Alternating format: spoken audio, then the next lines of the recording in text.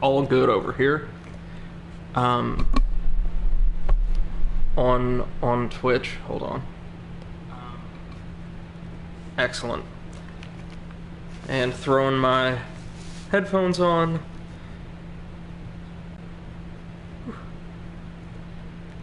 And taking a drink. And we will be ready to dive into tonight's long stream.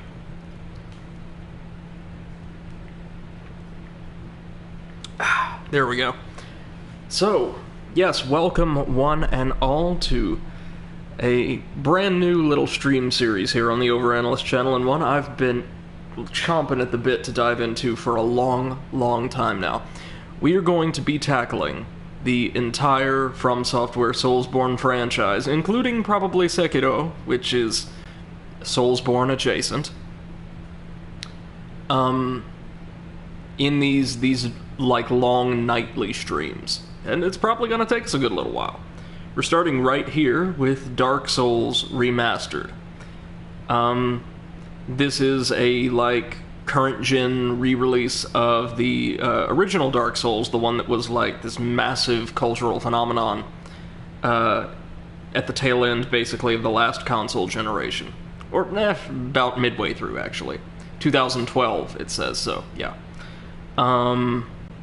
And it's a series and a concept that's really near and dear to my heart. I absolutely adore Soulsborne, and Souls-likes as well.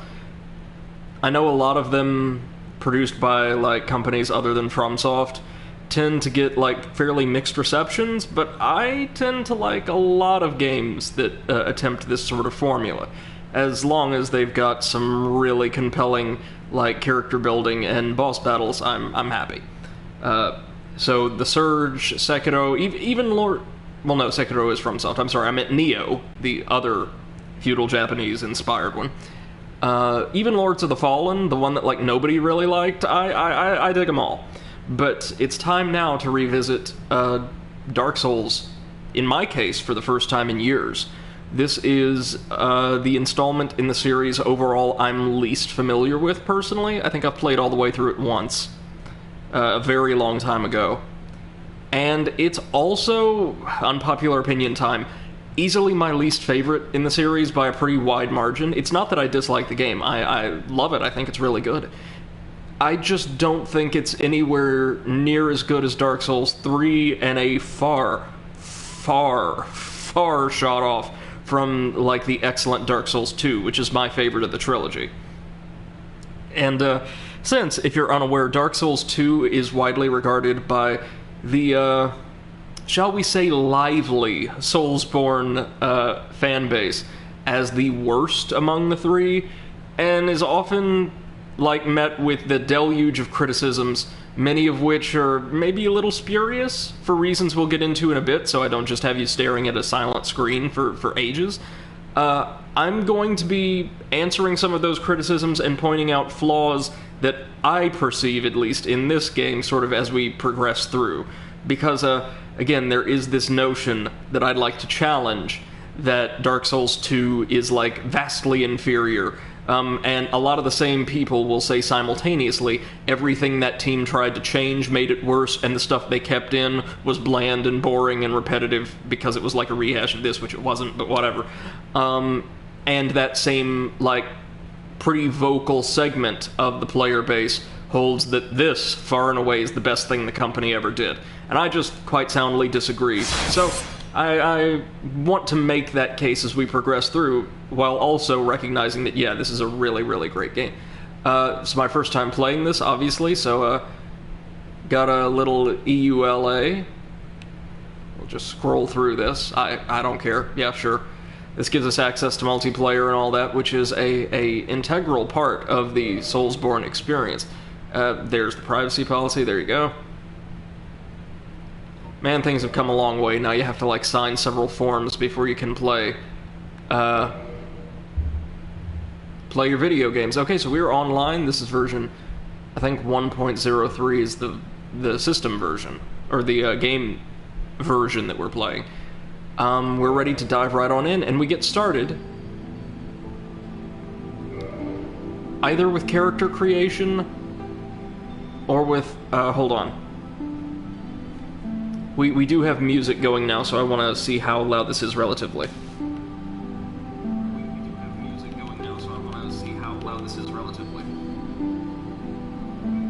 Test 1, test 2, test 1, test 2. Test 1, test 2, test 1, test 2. Okay, so what I might do... Hold on, just a minute. I'm going to go into my sound and crank the game audio down just a bit, just a hair. Sorry, one more. Oh no, that we probably good. You can customize your game as you like. I'll keep all of this default for now. Oh, this is new. You can, like, set controls as you like. All of this is standard for the series. Dark Souls 2 was sort of remade for current-gen consoles, and Dark Souls 3 was released on them. So it should be the same basic control scheme. Ah, here we go. Time to dive right on into that sweet, sweet character creation. And anybody familiar with the Soulsborne series can tell you that you can try as much as you care to. You are never going to get a good-looking character. FromSoft's, like, standard human avatars run the gamut from acceptable to kind of gross. So we'll get to these later. We'll do all the cosmetic stuff first. So you can choose basically from a variety of pre-built sort of character templates. None of this affects your hitbox or anything like that. This is purely cosmetic, I think. I do kind of like tiny head mode, but large head could be very intellectual. We can make ourselves like a thick knight if we were interested. Kind of bulkier. Let's go for this. I kind of like the look, especially with a lot of these, like, coats of mail and armor we're going to be getting of, like, a thinner frame. So that the sort of length and verticality of the armor is highlighted.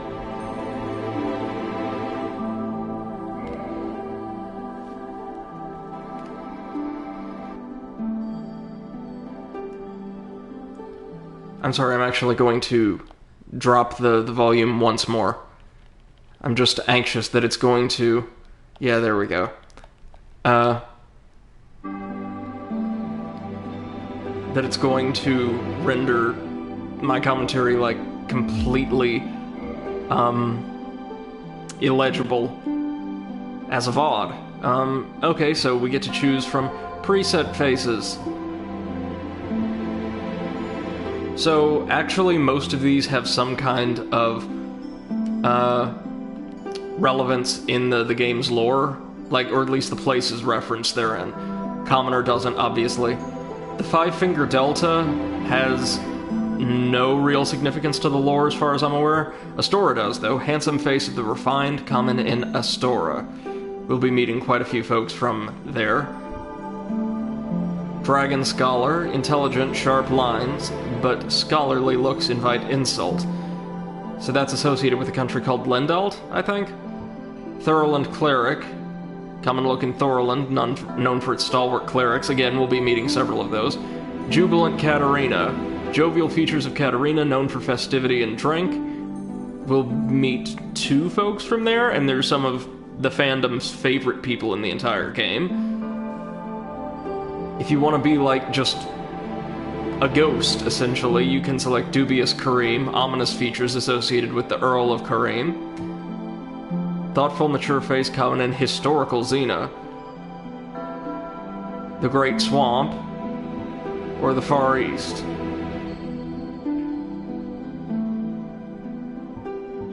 I'm actually going to go Kareem because I just think, like, that kind of creepy pallor really suits a Dark Souls character. We're going to look creepy no matter what we're wearing at this rate, so we get to pick a haircut. What do we feel like today? That's not half bad. That is. That definitely is.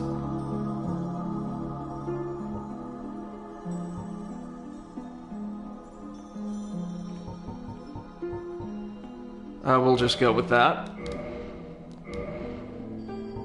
And I think that's as... Oh, we can customize the character. Good. Or customize their face.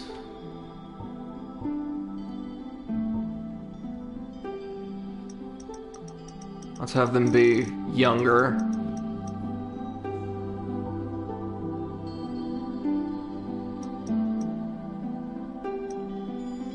Sort of androgynous, that'll do. What happened to the tone, like the horrific pallor?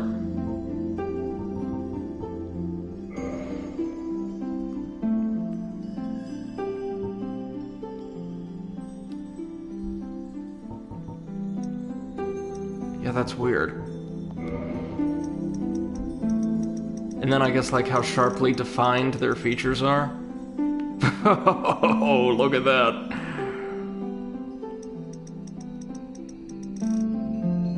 Yeah, let's go a little bit softer. Yeah, that only looks half bad, which is great for FromSoft. Alright, so now that our very sickly-looking nobleman is all ready to go, it's time to talk about the more serious stuff. The easier one to explain is Gift. It is just that, a special item or items that your character begins the game with. Now, as you can see, we have quite a few options here, a couple of which are kind of useful, and many of which aren't really advisable. You can begin with no gift, if you'd like. There's absolutely no reason to choose this. Oh, hold on, sorry, gotta throw my tags up.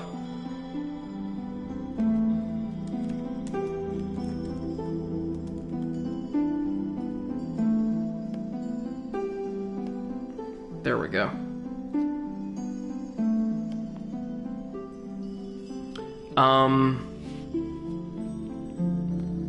There's absolutely no reason to just eschew gifts entirely. You don't get anything for taking this option. It's not like giving up something now to gain something else later. So you definitely want to pick one of these. Just running down the list. The Goddess's Blessing is a one-off consumable that is legitimately a great item. It cures any status effects afflicting you and gives you full HP, but it's, again, just one heal. And we're gonna need to heal very often in this game. We begin with a handful, I think, of black fire bombs, which are like mid-range, pretty powerful little like Molotov cocktails, but again, consumable and not all that uncommon in the game. Twin Humanity is somewhat useful. This will allow us to recoup some of the losses that we accrue through death, and gain access to some multiplayer options a bit more frequently. I'll explain more later. The binoculars are just that. You can use them to stand stock still, be totally vulnerable, and zoom in slightly at things a little bit further into the distance. You can get them in the game, and they're not terribly useful, so don't need that. The pendant does absolutely nothing, as it says right there. Nothing at all. The Master Key opens a lot of early game locked doors without us having to find their keys or alternate pathways, like to access them from the other direction or the other side of that door. Very useful. It's what most people would advise you to start with. The Tiny Beings Ring, small tribal ring, grants a small increase to HP. That's true. I think it applies like a persistent 5% increase to your HP, as long as it's equipped. And the Old Witch's Ring, gift from a witch, ancient ring with no obvious effect. This does have some effects, I just can't for the life of me remember what they are off the top of my head. Anyway, we're gonna take the Master Key, and now the most important part of designing a new character in Dark Souls, choosing a class. Now, your class determines a couple of things. So, if you look over on the lower left-hand corner, or in the lower left-hand corner, you'll see that big old block of stats right there, from level down to humanity, right? Now, depending on our choice of class, those starting stats, as well as the equipment we begin with, will change somewhat. But so will the level at which we begin. This is important because every time we level up in this game, we get 1 point to dump into one of those stats, humanity notwithstanding. And, well, the higher the level, numerically, doesn't matter how many times you level up, it matters what level you're buying, essentially, the greater the cost in souls, which function as both experience and currency in the game. So, if you were to start at, say, level 3, your first level would cost fewer souls than if you were to take this warrior class and begin at level 4. So, certain classes may give you better equipment or starting gear, but they could give you slightly worse stats or start you at a higher level, requiring you to earn more souls to begin to level up and customize your character the way you want them to go. Just putting that out there. So let's go down the list. Well, first off, let's talk about the one we're not going to choose, the Deprived.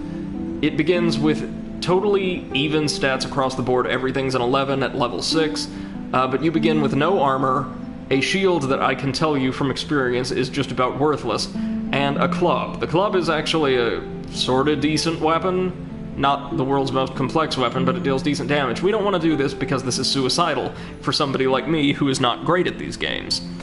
The warrior is your all-rounder. They have high strength and pretty high dexterity, as well as decent endurance.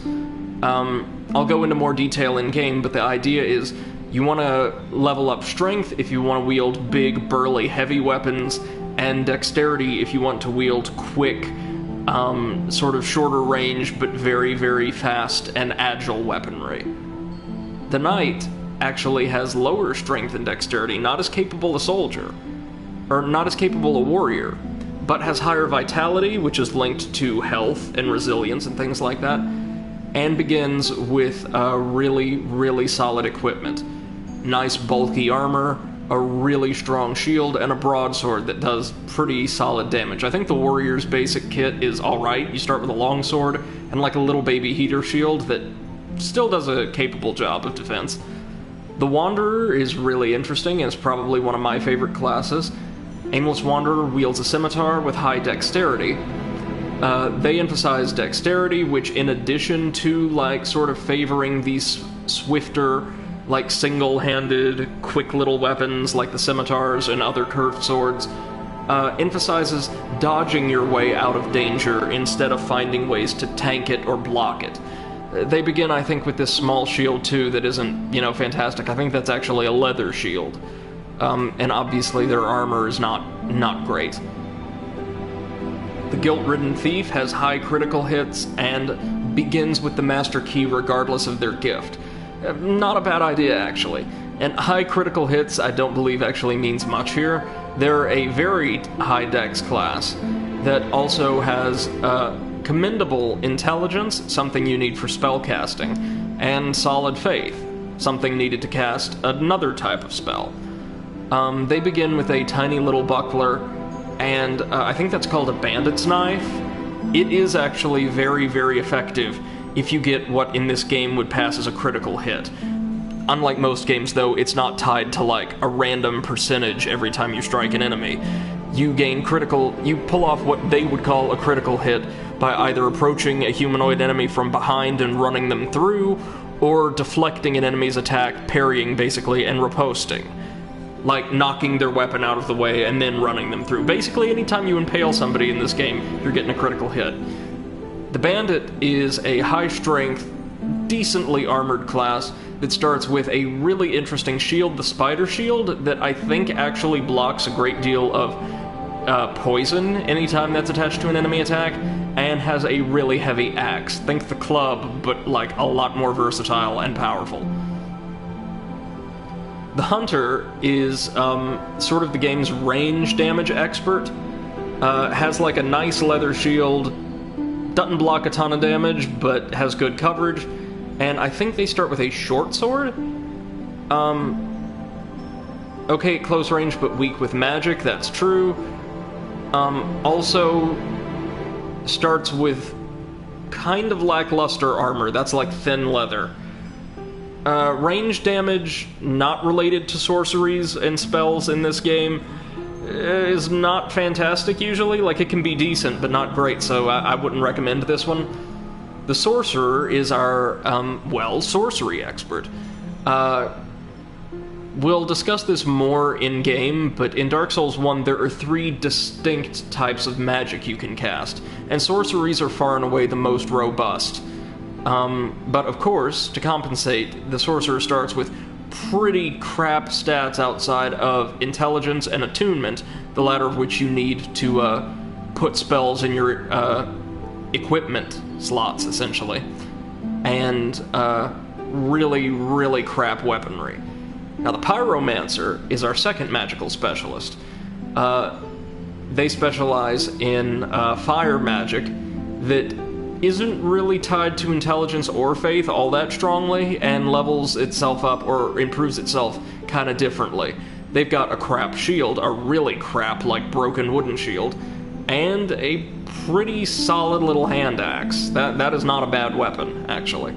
Finally, the cleric is our miracle expert, miracles being the final school of magic present in the game, and focusing more on buffs. Specifically buffs to the player and any allies. And the cleric's got better armaments than the other two, I would say. A solid but not exceptional wooden shield and a heavy mace. Now, me being me, I think I'm gonna start with the Wanderer. You'll also notice the Wanderer starts at level 3, meaning we get those first couple of levels a bit cheaper.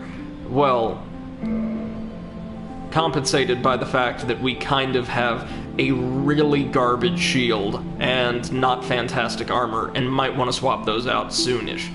Scimitar's great, though.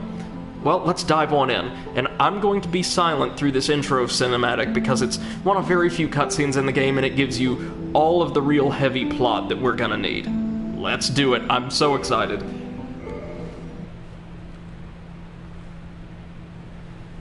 In the age of ancients, the world was unformed, shrouded by fog. A land of grey crags, arch trees, and everlasting dragons.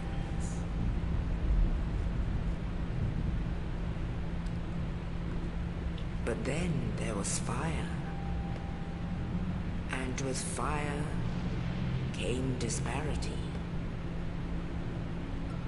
Heat and cold, life and death, and of course, light and dark.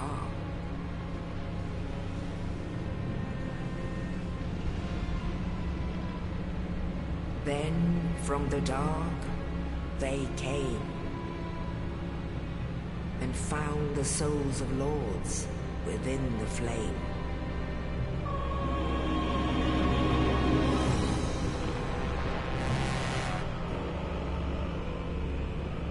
Nito, the first of the dead.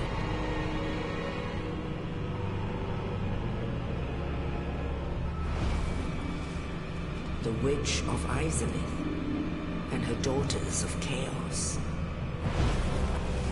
Gwyn, the Lord of Sunlight, and his faithful knights.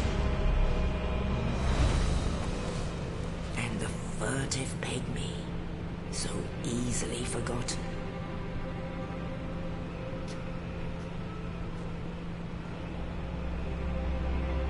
With the strength of lords, they challenged the dragons. Gwyn's mighty bolts peeled apart their stone skills. The witches weaved great firestorms. Nito unleashed a miasma of death and disease. And Seath, the Scales, betrayed his own, and the dragons were no more. Hey, Spanners, happy birthday, man.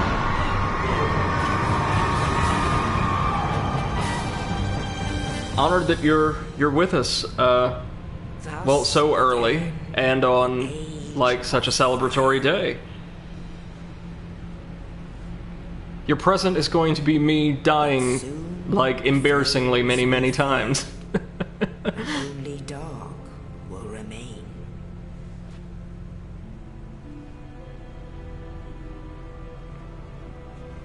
Even now, there are only embers. And man sees not light, but only endless nights. And amongst the living are seen carriers of the accursed dark side.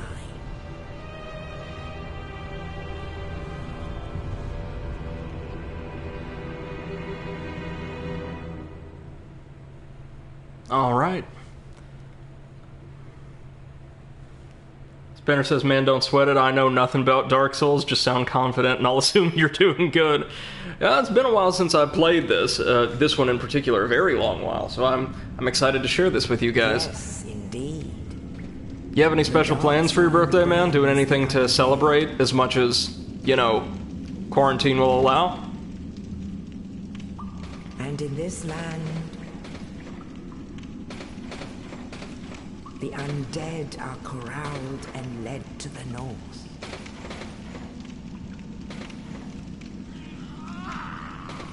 So, I want you guys to keep something in mind as we play through this game and explore its lore, because I think, like, the story and world building of the Soulsborne franchise is really, really great and also interesting.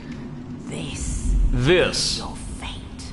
this squalor, this destitution, this is the world that Lord Gwyn built. The dragons that he overthrew, we don't know much about them or their world. It was basically equated to like a state of nature in the intro, and as you can see, we've seen better days. But this lovely gentleman from the box art has just given us our deliverance. Spanner says, frankly, with COVID around, I don't know.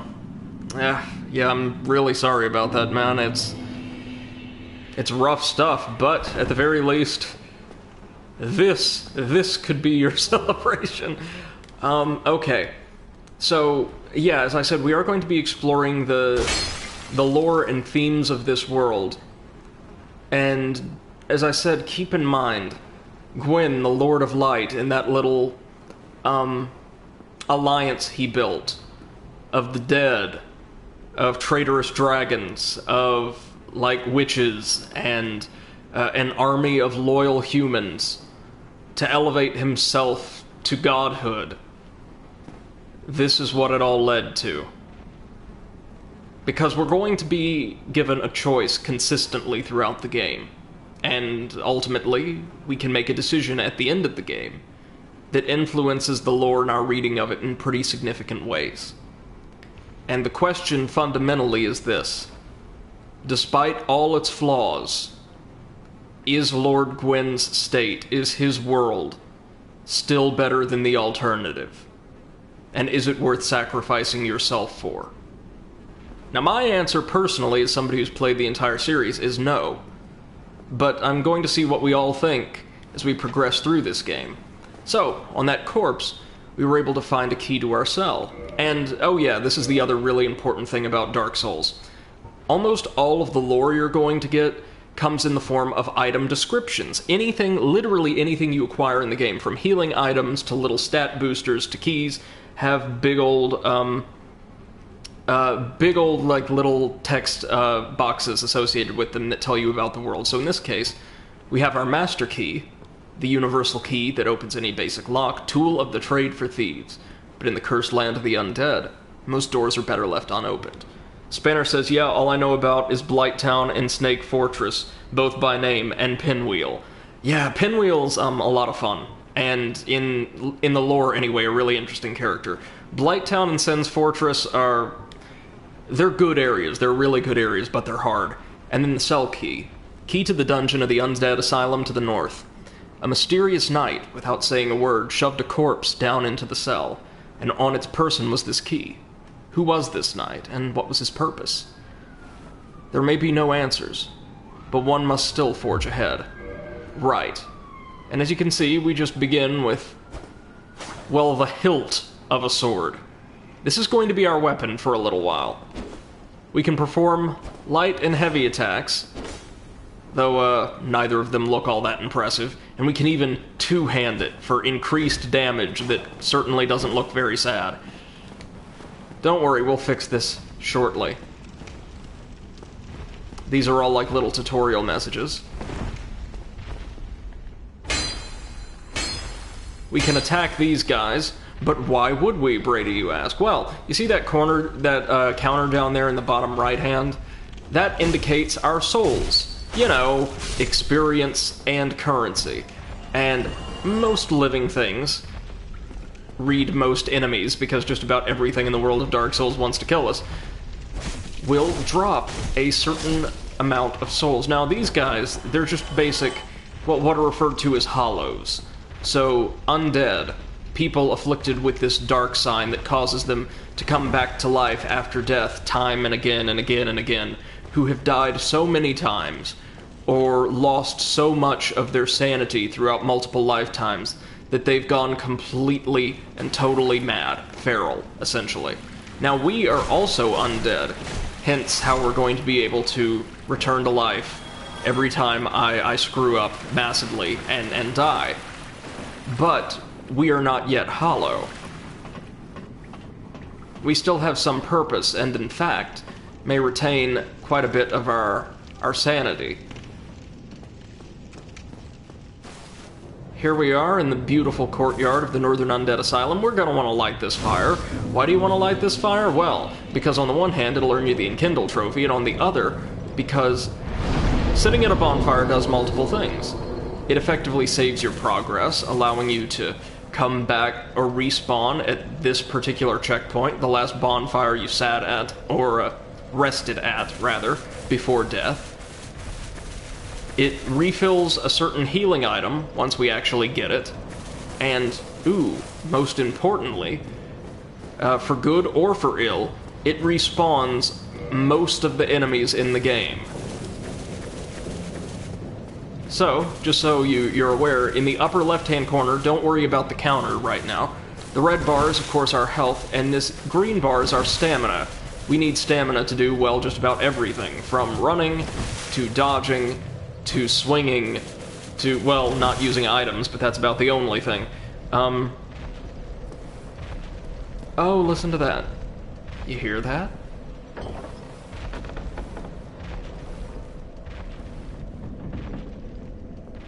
Now, what on earth could be in here? What about a great big old pile of tutorial? See, as we progress to what is actually the front door of the asylum, we're met by the game's first boss already, the Asylum Demon. And, yeah, his attacks hurt. A lot. We are not intended to fight him right now. You can, and if you manage to take him down with just this broken hilt, you get, like, some special item or another. I'm not that brave. As you can see, he took off more than half our health in one swing right now, and we are just not capable of easily dispatching him. But all that's about to change, see?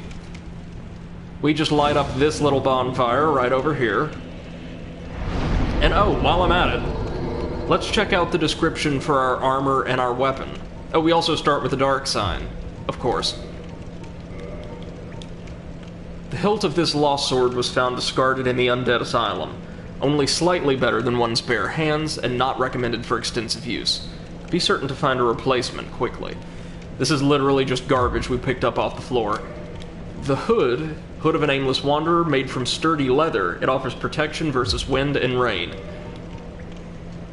Made from sturdy leather and quilting, battle comes with the territory when one wanders the land, and this coat provides a certain degree of protection.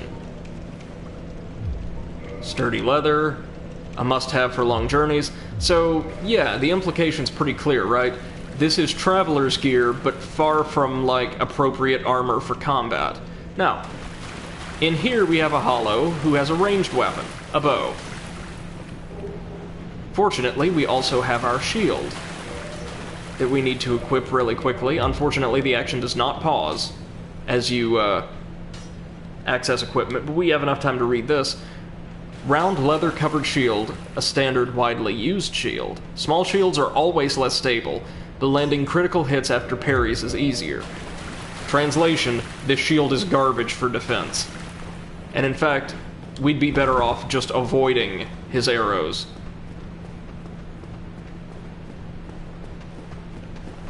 That's okay. Run along. Because now we have a real weapon. Small curved sword, each hit inflicts little damage, but fluid chain attacks are deadly. The scimitar's sharp slashing attacks are effective against cloth and flesh, but not against metal armor or tough scales. In other words, you're going to want a piercing or a blunt weapon for more heavily armored foes. Now look, this, kids, is a weapon. First off, you get yourself a nice little scabbard, which just makes our character look a bit more badass. The scimitar itself looks really cool. And we can execute these very quick, low stamina attacks, as well as some fairly decent strong attacks. And if I flick forward the control stick and press the right attack button, we do a dodge backward. How do you like that? We also have like a jump attack. Now, the only problem with this, awesome as it looks, is a lot of other weapons movesets give you the ability to like kick an opponent's guard instead, which could open up like turtling enemies. Check that out. 2 hits and down he goes. That's the right stuff right there. Now this is our first fog door. Fog doors throughout the series are typically used to denote boss fights, but not always. In the Soulsborne series, and especially this game, there are several fog doors that just serve as transitions between different areas, like so. There's no boss here, yet. If you look, our friend is, like, trapped in there, dying. I don't believe we're supposed to see that yet, for reasons we'll get into shortly, but there he is, and we better go get him before he fades out entirely. Now, you ready to see a fun little trick that just about every Soulsborne game pulls on its players early on? Check it. You walk up the stairs, right? Just heading up the stairs and... oh, shit.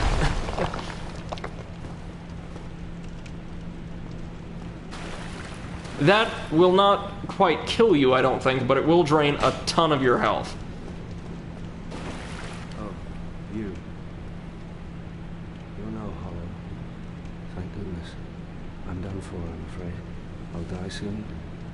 We get to hear some of the notoriously quality Dark Souls voice acting. This guy's voice acting, for the record, is pretty good. A lot of it's hammy and over the top in a way that's like endearing and characteristic of the series, but not necessarily good. Yeah, we'll hear him out, of course. I have failed in my mission, but perhaps you can keep the torch lit. There is an old saying in my family: "Thou who art undead art chosen." And thine exodus Love that shield. silent, Look how vivid the blue is. When thou ringeth the bell of awakening, the fate of the undead thou shalt know. Well, now you know. And I can die with hope in my heart. Oh, one more thing. Here, take this. An Estus flask. An undead favorite. Oh. There we go, we earned the Estus Flask trophy, as well as another key. Farewell. I would hate to harm you after death. So go now. And thank you. Alright. Now I must... I would hate... You, yeah, real imminent death, right? Okay. So, we did get a couple interesting things, including our standard, like, our stalwart standby healing item. This is going to accompany us through the entire Dark Souls trilogy, the Estus Flask. The undead treasure these dull green flasks. Fill with Estus at a bonfire. Restores HP. The Estus flasks are linked to fire keepers. The dark tales also make reference. An emerald flask from the Keeper's soul. She lives to protect the flame, and dies to protect it further. That has some meaning, I guess. That as much as, like, this game does a phenomenal job of tying item descriptions into wider lore, there's also a lot of just deliberately vague stuff, so... Key to the iron bars on the east side of the second floor of the North Undead Asylum. The Undead Asylum is a giant undead prison segmented by countless iron bars. Even if an undead were to escape from a cell, passage to the outside world would not be gained easily. So, to elaborate on something that was, like, talked about in the little intro movie. Ah, now he's dead. Yeah, there he goes. And we collect a bunch of souls from him, yay. Individuals, particularly humans, marked with the dark sign. Sort of the sign of the undead. The physical manifestation of the curse of undeath. Are touched or, like, affected by this primordial force, the dark, right? Typically associated with humanity and mankind and, like, a sort of primal force of creation. And Lord Gwyn, the god, and his entire kingdom are based around perpetuation and dominance of the light. The two forces are not seen as exactly, like, at war with one another, but Lord Gwyn wants absolutely no chance of the dark or its acolytes, those it serves, usurping him. So, in his lands, the undead are treated as second-class citizens and locked away so that none of them may ever threaten him or the rest of the gods. It's nasty stuff, really. Oh, yikes. Yikes. I forgot. Bloodborne and Dark Souls 3 have more, sort of frenetic combat systems. The first two games are a bit more deliberate. That is a critical hit, my friend. If you get behind most humanoid enemies and press the light attack button, you perform a backstab. Like so. Dealing insane amounts of damage, and dispatching that enemy lickety-split, usually. Now, this is a bigger guy. He's in proper armor and must have been a guard here or something at one point. The game wants to use him to teach us all about parrying, which you can press by, which you can activate, I should say, by a quick press of the left trigger. This is much harder to do than a backstab, but is the other way to get a critical hit in the game. I'm going to try it here. Yeah, too slow.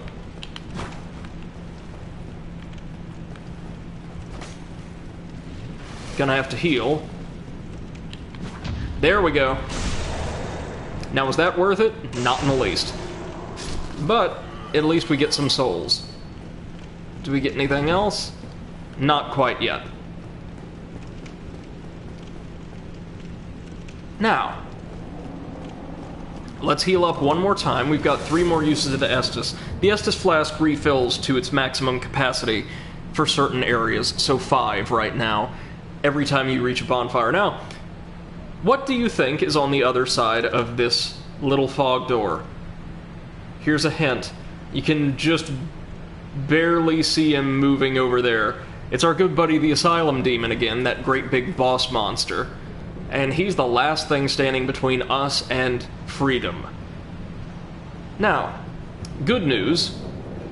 He's on the floor, and we're gonna come out on that little balcony, meaning we can demonstrate another one of the game's big maneuvers, the plunge attack. Oh, this is great, kids. Watch this. Watch his health, alright?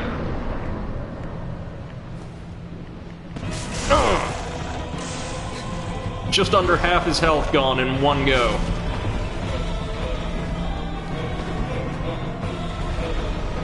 Now, our shield is going to do us, obviously, absolutely no good here.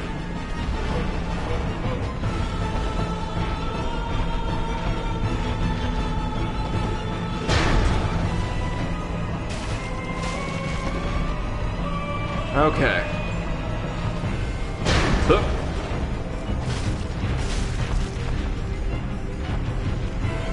So as you can see, he's loud and frightening, but his attacks aren't that hard to dodge. They of course, do deal massive damage if they manage to connect. But, well, he's a big fat demon with a hammer. He's not exactly the most swift opponent in the world. Whew. Whew. Hit him with some heavy attacks, and down he goes. Right on. So we defeat the, oh, that always feels so good to see that message. We defeat the Asylum Demon and earn a humanity, or sprite of humanity, more accurately, and the Big Pilgrim's Key. But listen, do you still hear those heavy footfalls? Oh yeah, there's something more here. But I'm afraid we can't quite deal with it at present. We'll be back here, don't worry. Let's read up on our new finds, shall we? First off, humanity, a rare tiny black sprite found on corpses, used to gain 1 humanity and restore a large amount of HP. This black sprite is called humanity, but little is known about its true nature. If the soul is the source of all life, then what distinguishes the humanity we hold within ourselves? And the Big Pilgrim's Key. Key to the inner door of the Undead Asylum main hall. Big key belonging to a chosen undead pilgrim. But this chosen undead knows not what the pilgrimage has in store. So the implication there could be that that demon was once a pilgrim, but knowing what I do about demons from the other entries in the series, it's far likelier that he, like, ate the pilgrim, like the actual guardian here, or the like, head warden. Like he was just some big heavy they kept around to keep order, and he went berserk and ate, like, the jailer at some point, and took his key. So we've made it out. We are no longer an inmate of the Northern Undead Asylum, yippee. And that humanity sprite, we're going to use it once we get to, like, our proper hub world. Because, as I said, when we went over the twin humanity, it temporarily unlocks, at least until we die, certain key features of the game.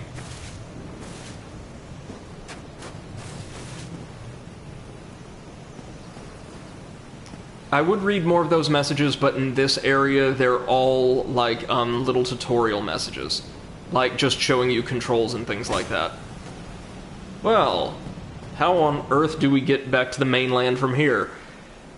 Just watch and see. In the ancient legends, this is awesome. It is stated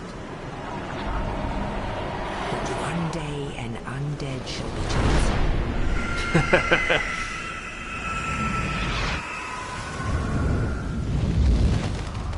Now, fair warning, in this next area there's going to be a lot of talking, meaning a lot of listening to NPCs with voice acting, and then a lot of looting, like little items, and reading their descriptions. So we're about to head to our hub area.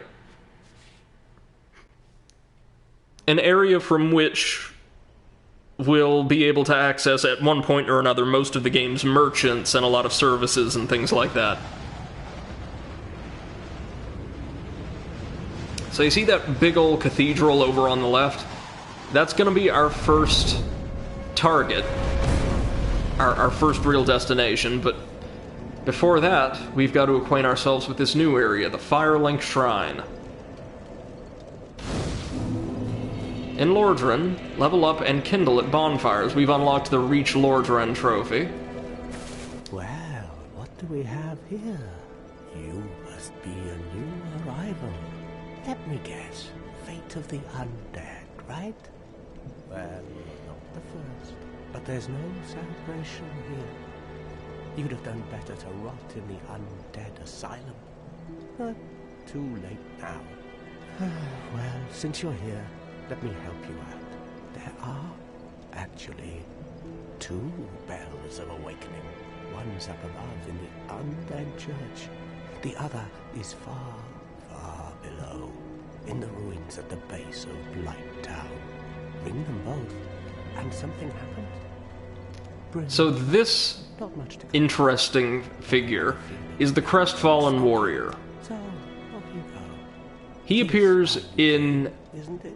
all 3 Dark Souls games. Undead. and Demon Souls, under slightly different names. The only time he gets, I think, like a proper name is in Dark Souls 3, where he's called Hawkwood, so this will be, Tony Hawkwood.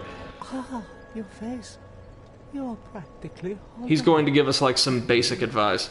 Going hollow could solve quite a bit. The only real advantage to being hollow, that is to say not having a humanity active, is, like, malicious, like, invading, other players cannot, like, attack your game. Humanity? Well, there are a few ways to go about it. Collect it bit by bit from corpses. Or you can butter up a cleric and get yourself summoned. And the quickest way, although I never do it, is to kill a healthy undead. And Right, that's one of the big reasons why you may want to invade another player. That's really part and parcel to the Dark Souls experience.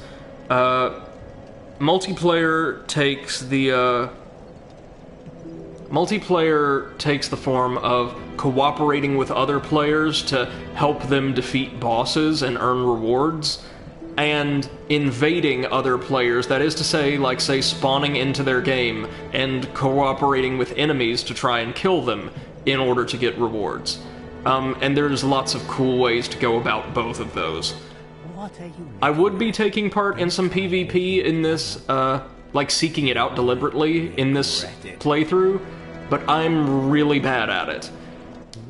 Except in one specific situation in Dark Souls 2 that's one of just the best things ever. Another inquisitive soul? Well, listen carefully then. One of the bells is up above in the Undead Church, but the lift is broken. You'll have to climb the stairs up the ruins and access the Undead Burg through the waterway. The other bell is back down below the Undead Burg, within the plague-infested Blight Town. But I'd die again before I step foot in that cesspool. Right. What was I going to say? One thing to keep in mind, I kind of neglected to say during the, pretty solid, like, intro boss against the Asylum Demon, one of the most common complaints leveled against Dark Souls 2 is that a lot of its bosses, which I think demonstrate fantastic variety, are just quote-unquote dudes in armor. That is to say, humanoid enemies with weapons and things like that you can... don't worry about that. Around bonfires, you can sometimes see the manifestations of other players online in that same area, which is really cool. Anyhow, so lots of people say Dark Souls 2 has a bunch of dudes in armor, like, with the implication being that Dark Souls 1 had much greater variety in boss design. Well, let's count how many bosses in this game are either quadrupedal beasts, sort of like a wolf or a lion or whatever that's just flailing at you, or is a big fat demon with a hammer. Asylum Demon is one, and it's really effective as a tutorial boss, but as you will see, there are many, many big fat demons with hammers in this game that serve as bosses. Bloody hell, what is it now? You asked. Okay, so he's not interested in talking any further. I'm not up. Alright. Well, let's gather up these items before we level up. 3 humanity. That's really good. Really, really good, actually. Let's take the stairs down to meet the Firekeeper. She literally cannot speak. If we have a Firekeeper's soul, she can reinforce our Estus Flask to boost our healing. And there's absolutely nothing we can say to her yet. Look at the poor thing, though. She's like locked away in that cell underneath the bonfire. We're gonna meet other Firekeepers throughout the game, but this one's far and away in the worst shape. Well, maybe depending on how you interpret one NPC. Now down here, at the very base of the shrine,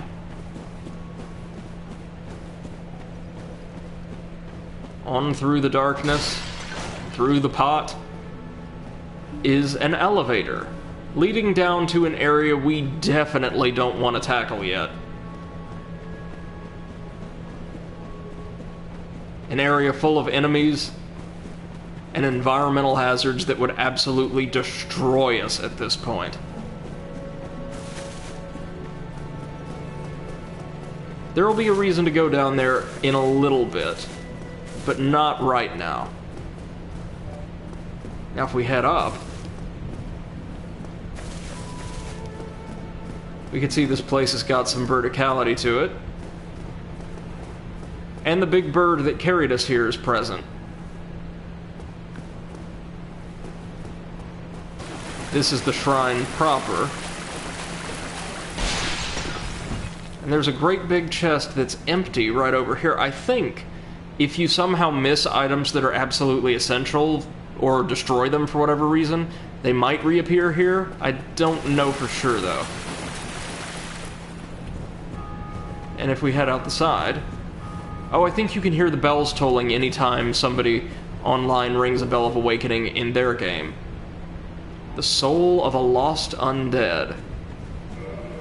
This is one of many soul items. Soul of a lost undead who has long ago gone hollow, used to acquire souls. Souls are the source of all life and all undead, and whether undead or even hollow, one continues to seek them.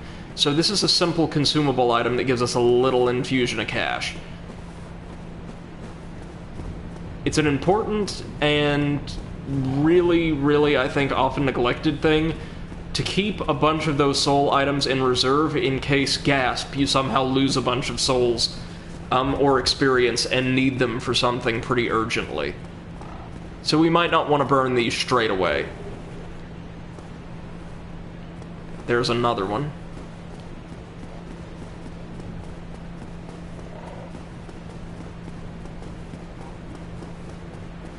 Now, one of my first orders of business after leveling up is going to be getting a shield that's decent, because this one, if we go into our equipment menu, don't worry about like the 503 stats here, you'll see that this particular shield only blocks 85% of physical damage. Now, I know that sounds like a lot, but considering how much damage some physical attacks can deal in this game, it's, like, not quite enough. Ideally, you want, if you're using a shield, 100 or near 100% physical block, and pretty high defenses otherwise. This one isn't doing great in that regard. So we gotta want to replace it. Alright. Now over here is the graveyard. We're gonna want to stay away from here for the most part, because all these bones scattered about will reanimate and attack us. But there is at least one item I think we can get safely without me just destroying myself. So let's give it the old college try.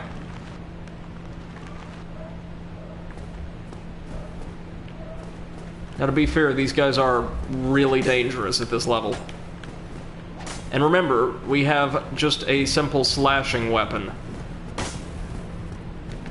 As do they, but they are made out of bone, and are therefore pretty resilient to the blows from, like, just a curved scimitar. They can be backstabbed, though, I'm pretty sure.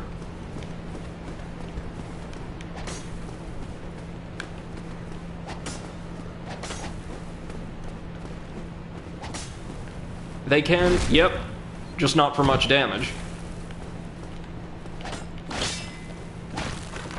We can also hit them with a strong attack to temporarily just knock them over.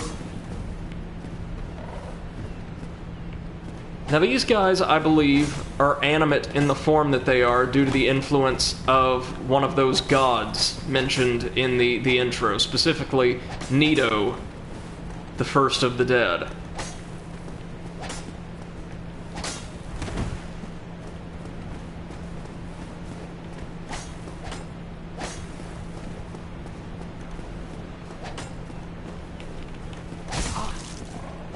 Ooh. Yeah, never thought you'd see like an action RPG where skeletons were really tough, did you? But here we go. I actually think it's a good idea that they put like a very basic enemy like for this kind of setting, or at least made them accessible to the player early on, and also made them quite difficult, tough for that stage of the game, sort of to get players thinking, well wait, this doesn't work like a lot of other games, or as you'd expect it to. And yeah, indeed, we're not meant to fight these suckers until... Oh, damn! And we died, as you see. Straight away, there's our first loss. And upon death in Dark Souls, you, well, lose all the souls you've accrued. They are instead going to be collected in a big deposit at the site of our death, and we have to either make it back to that spot, which thankfully is right over here, or if we die before recovering our souls, they're lost forever. Nasty business, I know. So, yeah, not gonna mess with the skeletons for now. If we had a blunt weapon, we might have been able to take them, but this thing just deals so little damage. Shameful. Here we've got some fire bombs. Those Molotov-esque items I talked about before. Bisque urn filled with black powder explodes, inflicting fire damage. Relatively powerful ranged weapon, especially in situations calling for fire damage. A very precious item at low levels. They just say it explicitly there. Many warriors use these to augment their strategic repertoire, which is exactly what we're going to do. I'm going to put them in our, item select. We can cycle through that with the down directional pad button. Now here we have an interesting character, a cleric named Petrus, who, there's nothing over here, right? Yeah, no dice. Ugh, had a pot shard stuck on me for a while. Who has some interesting things to share with us. Hello there. I believe we are not acquainted. I am Petrus of Father. Absolutely nobody moves their mouth when they speak in this world. I prefer to keep a distance, if possible. Hello there. I realize that I have requested that we retain our distance, but I also want you to know that it is not meant in ill will. Here, take this, as a token of peace. No, go ahead. It's for you. Alright, a copper coin. This is not something I think I ever used. Copper coin of Old Man McLoif, god of medicine and drink. Even coins of great value in the world of men have little value in Lordran, where the accepted currency is souls. Those who dream of returning to the outside world are fond of carrying these around. I think you can crush it for a temporary boost to item drop percentage when you kill enemies. Not really worth it. And Old Man McLoif, I don't think, is ever referenced again. Oh, I know. How about this? I have to await my companions here anyway. So what if I were to teach you some miracles? Would that please you? Ah, of course. Very well. Then first, a covenant with the gods. Sure, we don't have a covenant currently, and we've unlocked the Way of White covenant, so let's get into it.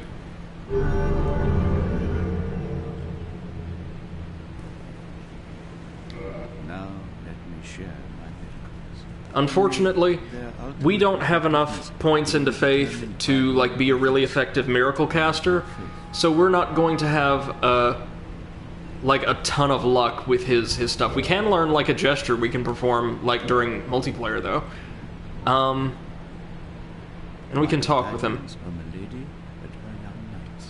She is young, but burdened by an undead mission. We are her defenses to keep her from harm. Uh-huh. And of course, he protected her by totally abandoning her, by and large. We will meet her and the rest of the guards later on. So Petrus can offer us a few basic items, pieces of gear, and miracles, which we'll take a look at in a minute. But Undead mission? Regrettably, I cannot share that with you. But you are my pupil. Perhaps if you show your faith. yeah, he wants a bribe, and we'll go ahead and pay it for the lore. Very well. I can surely tell you, of all people, undead clerics monks are given a mission to seek kindling. Kindling is the art of feeding bonfires with humanity. Through kindling, we shall one day be granted magnificent powers. Right, so that should be one of your first signs that, spoiler, Petrus isn't exactly a great guy. He has this secret mission, ostensibly, and is only willing to tell you the rudiments of it if you pay him a, little hefty bribe. And he's supposed to be a man of faith, like a man of God. And he technically is. Yeah, okay, so it just recycles. About covenants. Covenants are, well, just that. They are pacts formed with deities or beings of great power. Basically, in the world of Dark Souls, covenants function as religions. And in this game, there are 9 of them, each of them devoted to different gods and causes. Each covenant offers its adherents special gifts and bonuses in the forms of unique gear, spells, options for interacting with others via multiplayer, and in some cases, even one or two, I think there's one or two, no, just one that gives you a shortcut through the game. Most covenants have to be leveled up by offering certain special items to covenant masters. In this case, Petrus acts as the Way of White covenant master. His faith is sort of the default one in Lordran. It's dedicated to Lord Gwyn, the god of this country. The one who overthrew the dragons with his ragtag army of, flame-hurling death dealers and, miasma-spewing undead titans and things like that. And apparently it was originally dedicated to his father, I think? I'm not entirely sure about that. But anyhow, when you hear Way of White, think, oh, they worship Lord Gwyn. That's the shorthand. What can we purchase from Petrus? Well, spells. He offers some rudimentary miracles. I don't believe we can cast any of these. And he also offers talismans. Special items that are required to... They technically count as weapons that we need to have equipped and out in our hand in order to cast a miracle. They act as a vector for divine power. Let's take a look at their description. Well, no, we'll get these later on, actually. The effectiveness of the teachings depend upon your faith. Of course. Right. So just good to know where he's at, because, as I said, we're going to be seeing more of him and his little coterie in future. This is that lift that Tony Hawkwood said was broken. We'll be able to repair it, technically, later on. One more soul of a lost undead. Here's a tricky jump that we can make. And get down to this chest, or these chests here. Taking a little bit of fall damage, but not nearly enough to dissuade us. We're going to want to swat at every chest we see, because mimics are a thing in this game. Ah, now these are something special. The cracked red eye orbs. They might be useful for us later on. Same deal with the homeward bones. There we go. Hey, MC! Welcome back. We are basically still just getting started, and we picked up a huge variety of new items, so we're going to check these out really quick. Cracked red eye orbs are the most fundamental way to invade other players and try to kill them for rewards. Hollows can't use the item, so you have to have a humanity inside or active in order to use these. Defeat the master of the world you've invaded to acquire humanity. The cracked red eye orb allows players to temporarily imitate an ability normally limited to the dark wraiths of Koth. MC says I introduced someone to Streets of Rogue. Oh, they like it. And our homeward bones, these are really useful. Bone fragment reduced to white ash. Return to the last bonfire used for resting. Bonfires are fueled by bones of the undead. In rare cases, the strong urge of their previous owners with an unnecessary apostrophe. Oh no, the stronger... Yeah, to seek bonfires enchants their bones with a homeward instinct. MC says, yep, very much. Turns out having someone to revive you is always helpful. I bet. So we're going to equip the homeward bones. They're super useful if, say, you find yourself in a situation where there are unexpectedly tough enemies that you might not feel totally confident in taking, and you have a bunch of souls and don't want to risk losing them in an area where you can't recover them. So you can crack one of those to teleport back to the nearest bonfire. And we've got some Lloyd's Talismans. These are mainly PvP items. Talisman utilized by Allfather Lloyd's Cleric Knights to hunt down the undead. Blocks Estus recovery within a limited area. In the outside world, the undead are accursed creatures, and Lloyd's Cleric Knights are widely praised for their undead hunts. This blessed talisman blocks undead recovery, allowing the knights to fight with impunity.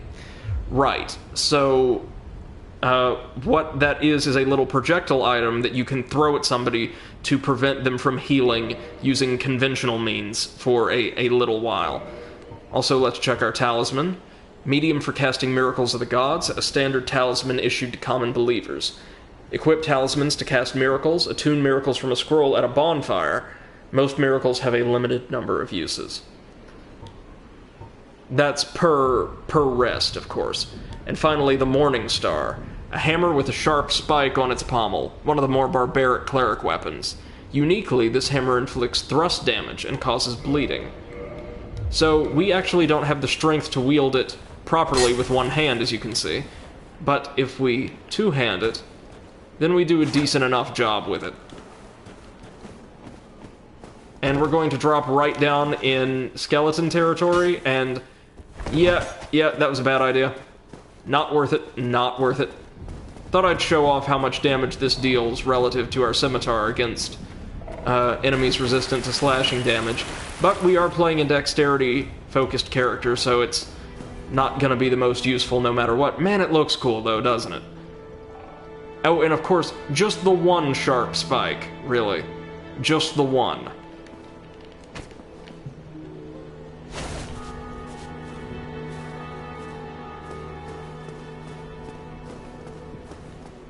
I love the look of that, but obviously we're going to stick to our scimitar for now. MC says, amazing. Good one. Now here we can access our covenant. Oh no, we can access, I think this might be new to the remaster, we can access a list of covenants we've unlocked and switch between them. Not without penalties, I don't think, but we can. So one of the first things we want to do is, well, since this is our first time leveling up, why don't we drop both of those into Dexterity, which boosts our defense a little bit, and our scimitar's attack quite a lot.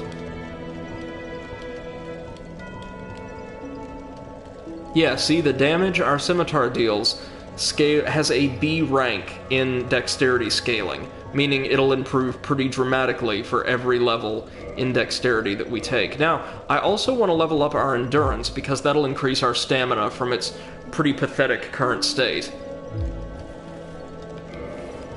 Now, we'll also want to crack a Humanity. We've got plenty, so don't worry. That also fully restores your health, I believe. And now we can use that Humanity to reverse our hollowing and regain our Humanity. There we go, doesn't that look so much better? Not. Now, unfortunately, that Humanity is gone, and if we were, say, to die, we would need to consume another one and reverse our hollowing once again. We will return to our hollow state. And hold on, we've got some Lordran, like, militia here. Unlike most of the hollows at the asylum, they are armed and armored, but just barely. We want to stay away from that one at the edge of the cliff because it has firebombs, I believe. Or we can... oh, no.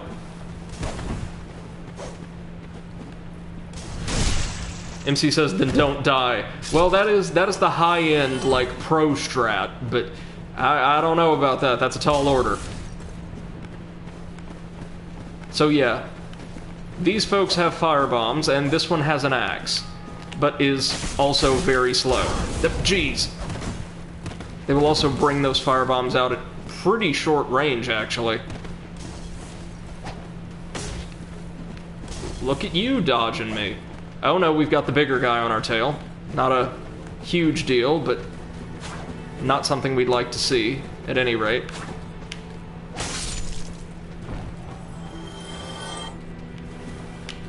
I cannot pull a parry off, unfortunately. I can pull a backstab off, though.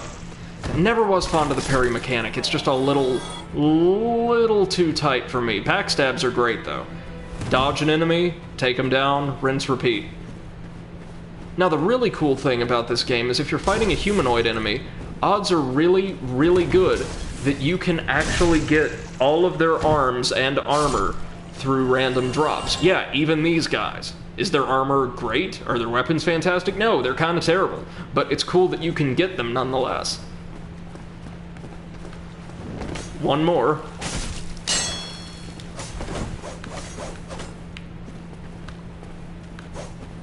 Mm-hmm. Right, good, yes.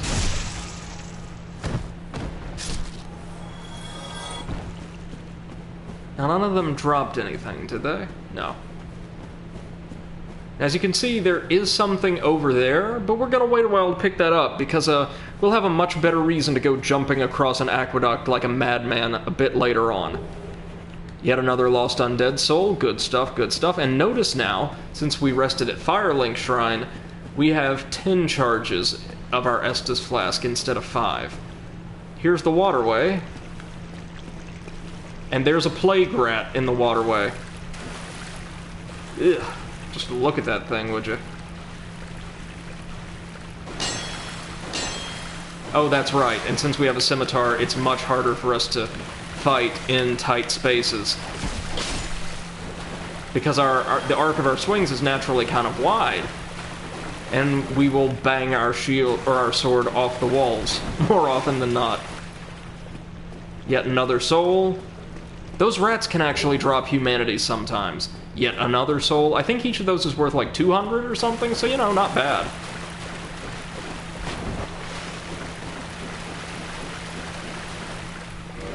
This grate can only be opened from the opposite side. Lots of little shortcuts to open up in this game. That's like a Dark Souls tradition.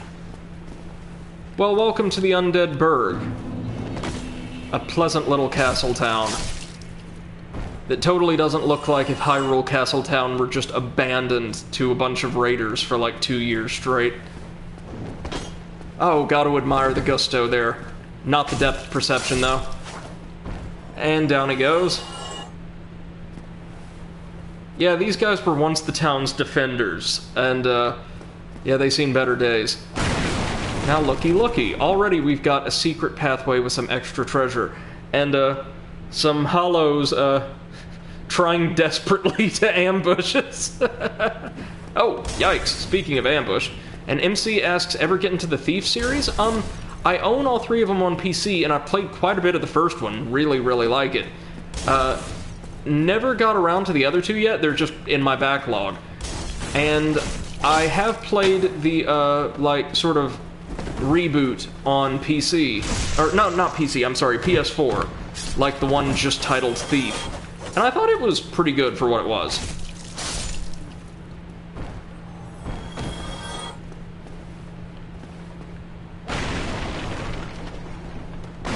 Oh, it's always so satisfying to break destructible objects by rolling into them. But as you can see, there's nothing else here. But there's plenty of stuff up there. Let's keep this in mind. That's a fog door. Don't worry, there's not a boss on the other side. We want to take this side path first, though. A large soul of a lost undead, simply meaning more money. And here they come, up and over.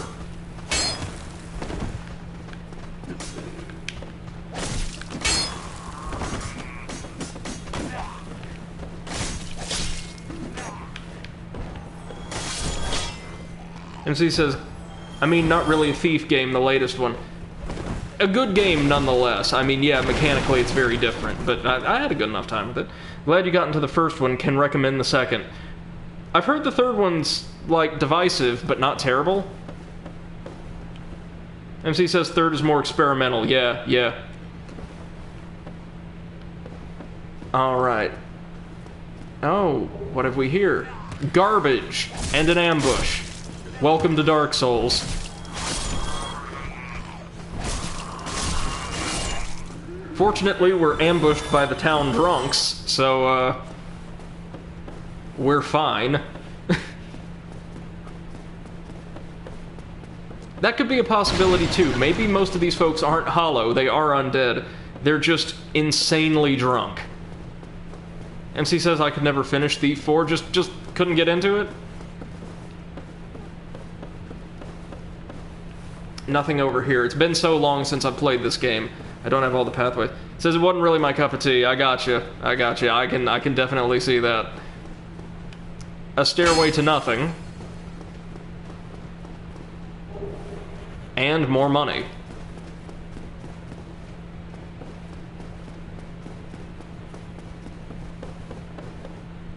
So nothing left to do here but take the ladder up to the ramparts.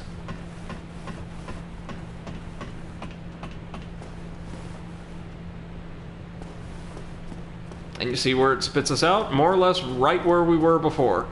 Except with access to one more little treasure, another humanity. We will be gaining more equipment and weapons and things like that through these drops as time goes on. MC says after Thief 2, the fourth felt unpleasant. Alright, yeah, no, most people say either the second or the third are the best in the series. Rare do I hear, I'm sure there are people who say, like, the first Thief was the absolute best the series had to offer. Another Soul of a Lost Undead. They really want to give you these non-perishable little healing item or soul disbursements early on, so we can jump that, but just barely. I think. Does jumping work the same way? No, okay.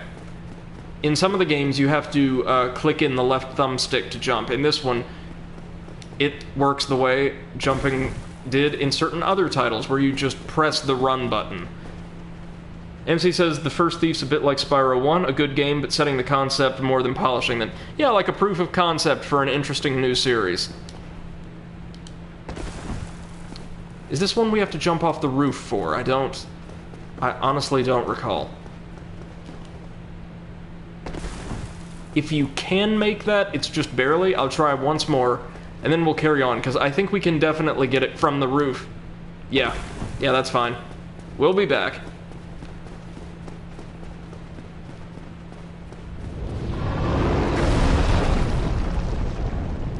Good.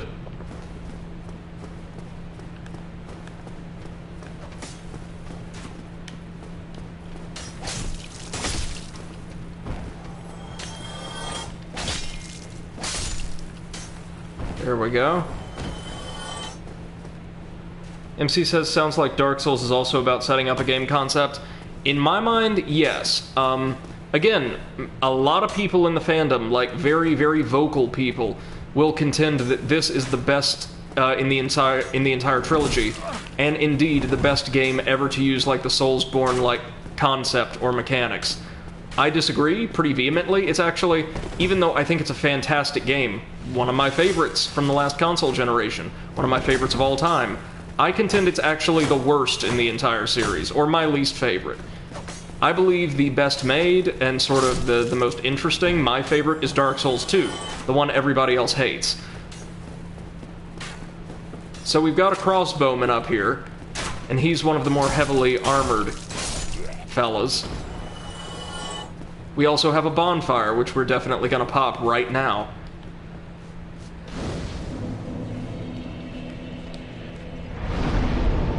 Can we level up? We most definitely can, and we most definitely shall. These are going into endurance because Daddy needs more stamina.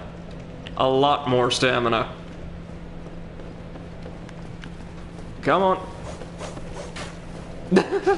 Well, He tried. Give him credit. He tried. Again, I don't think they're necessarily like Rabbit. I think everybody in the entire game except us is just drunk. That would also explain a lot of the NPC dialogue and voice acting.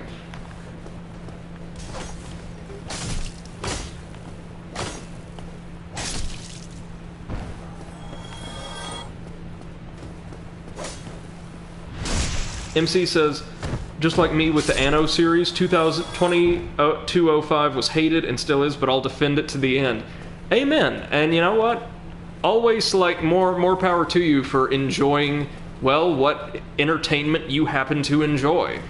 I think there's something to be said for seeing the positives in something that's not generally well received. And poor Dark Souls 2 gets this in spades. These guys keep their shields up, more or less all the time, except when they're attacking. Now, normally that wouldn't be a problem, because if you had literally anything other than a scimitar or a curved sword, you could just flick forward on the control stick and press the light attack button to break their guard. Not so here. Here, we have to wait for them to attack, with the attack, and then circle around for a backstab.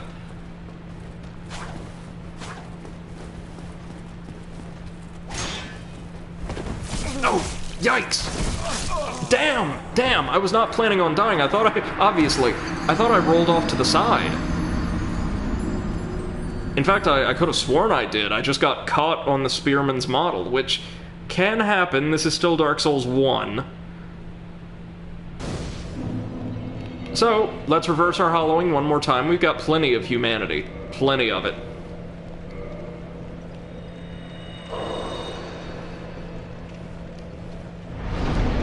Yep. There we go.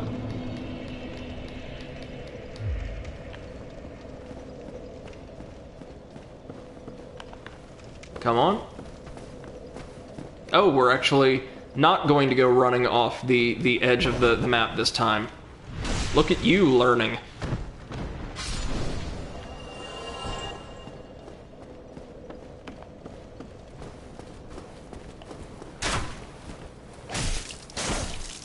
Oh, and at this moment, like most bonfires outside of Firelink Shrine, will only give us up to 5 Estus flasks, hence why we didn't get that 10th one back.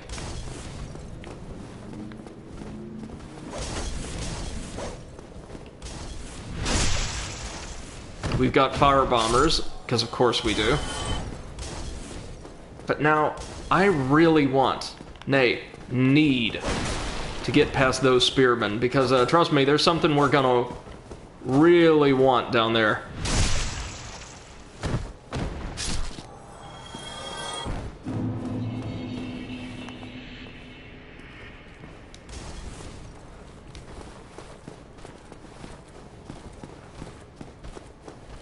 Come on.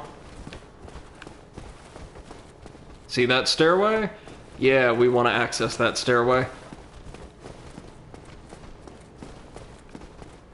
I'm sure I can parry them, but, well, that would be challenging.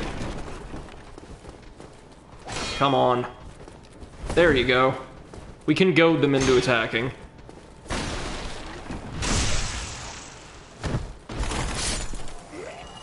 Well, you, my friend, are screwed.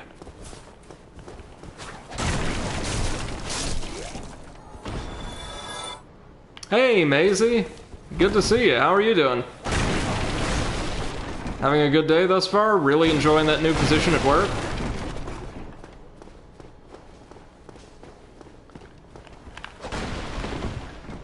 Aha. Ambush.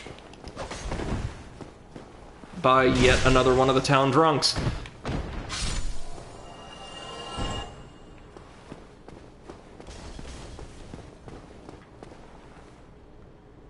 You're good? Oh, glad to hear it. I'm doing quite well, thank you. Enjoying playing one of my favorite series again after a very long hiatus. Got a lot done today. Like, just getting ready for what's probably going to be a very difficult fall semester, both as, like, an instructor or instructor-adjacent, you know, person, and as a student. So just doing all right overall, taking it easy. Thank you very much for asking. We're going to want to hit up that ladder in just a little bit. I think that's how we can get to that scaffold a ways off. Daisy says, this is my first day off in a while. I worked 8-hour shifts 5 days in a row and also done other shifts before said 5 days. Wow. Well, again, good on you for working so hard. You've definitely earned some relaxation. Thank you very much. Thank you. Now, you seem to have your wits about you. Hmm? Here's a mostly sane Trade for souls. passive hollow. For sale. Like I said, everybody in this world is drunk. Things are getting treacherous in these parts. A horrible goat demon has moved in below. And up above, there's that humongous drake and a bull demon too. If you stick around this place, it might end up being your grave.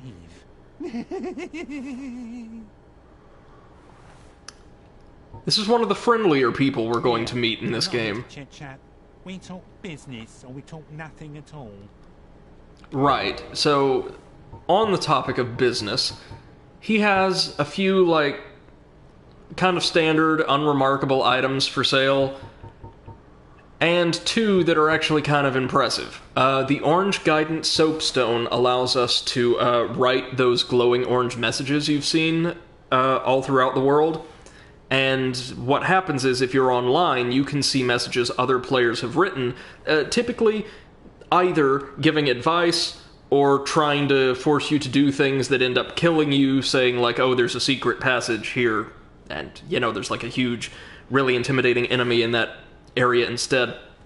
That kind of thing. But for the most part, the community is very supportive and informative and things like that. And if you leave a message that people find helpful, they can rate it positively, which gives you some reward in-game, like I think an additional use of an Estus Flask. It's a pretty essential item, and it's only 100 souls, so we'll pay for it. Now this, the Dried Finger, is interesting. Dried Finger with multiple knuckles, used to strengthen connections to other worlds, allowing the summoning of a third phantom, so a third player that can spawn in to help you, but also a second dark spirit, or another player who invades you. Also makes the summoning of a dark spirit occur earlier, used with caution. Increases the likelihood that you'll be invaded, basically. He has a key to a certain residence. Simple, sturdy design of the locks in the burg keep out unwanted visitors. But this is a standard key in these parts, and will open several residences. We have the master key, so we don't really need that. The repair box is more or less essential. We'll come back for that later. And the bottomless box is just a place you can throw things that you don't want, occupying too much space in your inventory. Now let's see. I talked earlier about wanting a better shield, and we've got a couple candidates here. The Warrior's Round Shield is wooden, and it's very slightly better than our leather shield. But no, we're not getting that quite yet. What we want is the Heater Shield. Check that out. Now, its special, like, elemental resistances are not great, but this is the shield the Warrior begins with, I think. 100% physical damage resistance. Small metal shield, a standard widely used shield. This shield is easy to use, and is one of the smallest shields, meaning also one of the lightest, that offers 100% physical damage reduction. We want, fairly light arms and armor, because, well, the heavier we are, vis-a-vis like our maximum endurance or something like that, the slower we'll move, and the less useful our rolls will be. Now that's pretty expensive, though. In terms of weaponry, we have a couple options for the dexterity-focused player. You've got a rapier, which is a thrusting sword, very, very light, and effectively makes up for all the shortcomings of the scimitar. And we've got the spear, a favorite of like newer players because it can be used while a shield's guard is up and has a simple moveset and long reach, pretty useful. Now, this merchant, unfortunately, has what is a great weapon for this point in the game, for Dex characters specifically, only if we kill him. What a pity. He also has a much better suit of armor for sale, the chain set, for a grand total of, let's see here, 2,300 souls. it's not bad for early game armor, and I actually want to buy all of this. So real quick, what we'll do, just to kid ourselves out, is buy a heater shield. Thank you kindly. And start cracking some of these souls that we've been collecting. All of them. All of them.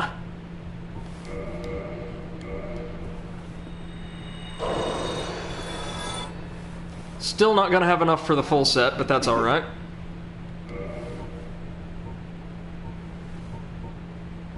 We will take the armor, the gauntlets, and the leggings. We can come back for the coif later. Coif. Let's see. Yeah, you can see our equipment load now on the right-hand side of the screen. The heater shield is actually only a pound heavier than our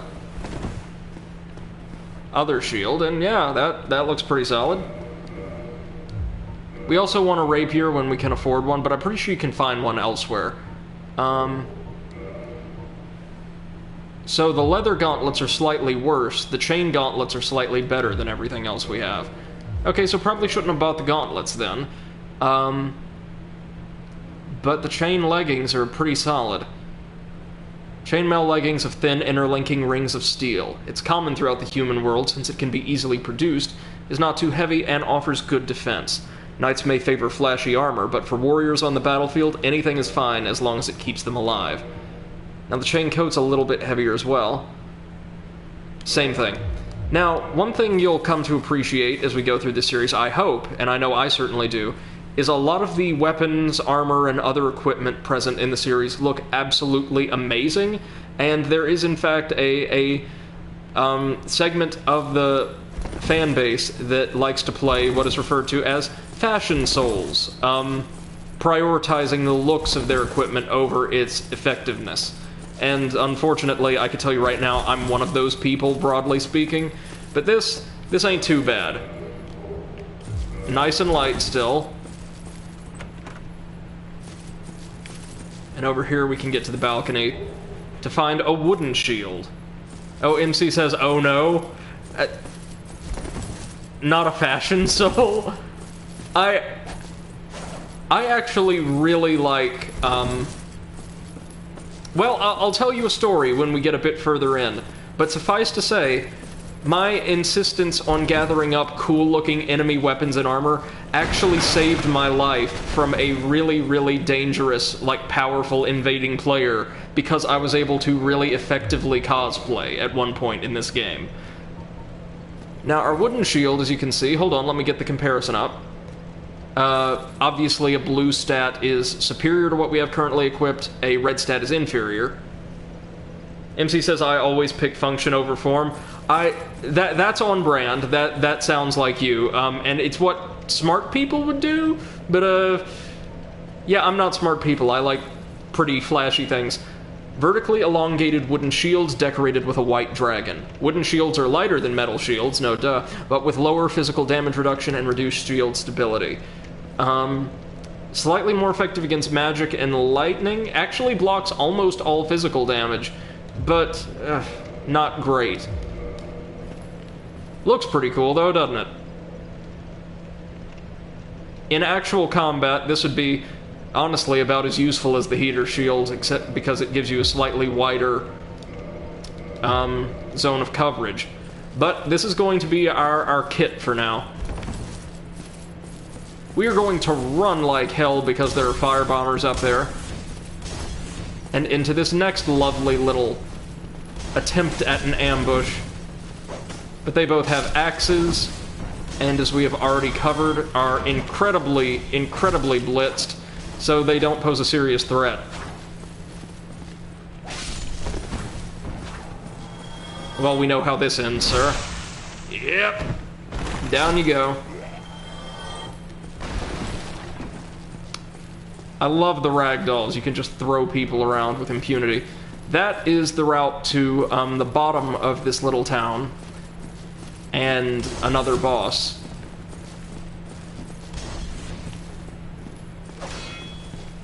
See, with a stronger, more sturdy shield as well, we can now repel certain enemies when they attack us and our guard is up.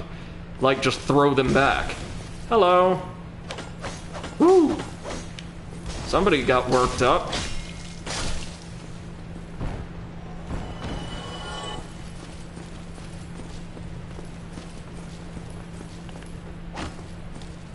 Whatever could be in here? Black fire bombs, like standard fire bombs, but way more powerful. Powerful ranged weapon, especially in situations calling for fire damage, a very precious item at low levels. Black fire bombs are especially destructive, that they are. And I can think of a couple situations in the early game where we might want to, like, whip those out. Not right now, though.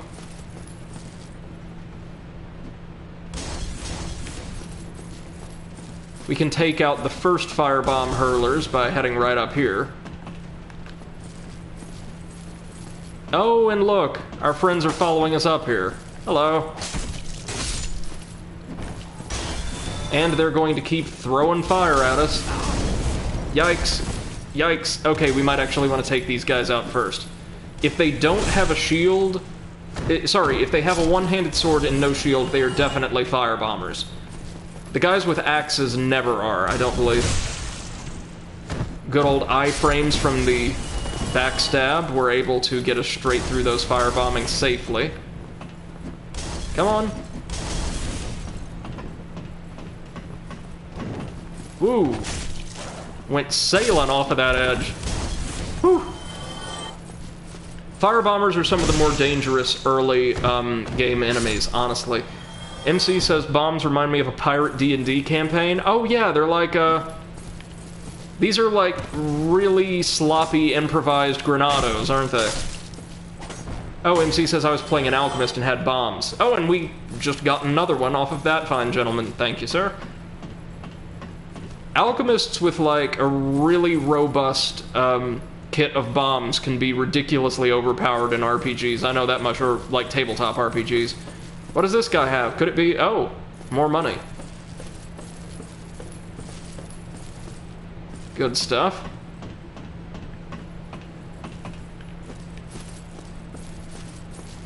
Can we see? No, we cannot see the creature I'm thinking of from that area. Woo!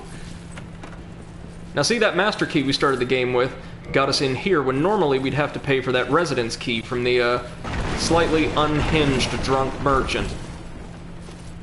And this gives us special access to another chest. And what is in this chest? Ooh, gold pine resin. Now, we'll have to take a look at this once we're through dealing with the very sluggish horde of drunks advancing on us right now. But basically, gold pine resin is a short-term buff that will apply a powerful electrical effect to our primary weapon. Didn't hit the backstab quite yet, but... oh, we got a Titanite shard, a item that we can use to improve and refine our weapons. MC says the fun part was that, and I already mentioned it in the past, we encountered a ghost ship. We killed the ghosts with fireballs and bombs, dealing lots of fire damage. Oh, nice. Wait, so you killed ghosts aboard the ship, or you guys managed to, like, burn down the ghost ship somehow? Either sound incredible. And speaking of incredible, take a look... oh, MC says the enemies were resistant to fire. Must have taken a concerted effort then. But look at how beautiful this game's skyboxes are. You see the rays of the, like, evening sun just playing across the mountain range in the distance? Oh, MC says we burned their ship. Nice, man. Burning a ghost ship. That is some inspired stuff. Now, at the top of this tower is a crossbowman who would have opened fire on us if we didn't thoroughly explore this area. See, when we got, like, down right around there. Something Dark Souls does quite well to teach you early on. You want to explore every nook and cranny of the world just as soon as you can. Here we've got a couple swordsmen who, unlike the spearmen, leave themselves open from the front after most of their maneuvers.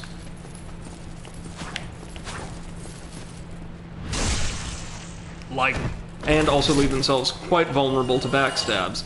These guys can drop their arms and armor, just currently, since we don't have any, like, drop buffs, it's, not super duper likely that they will.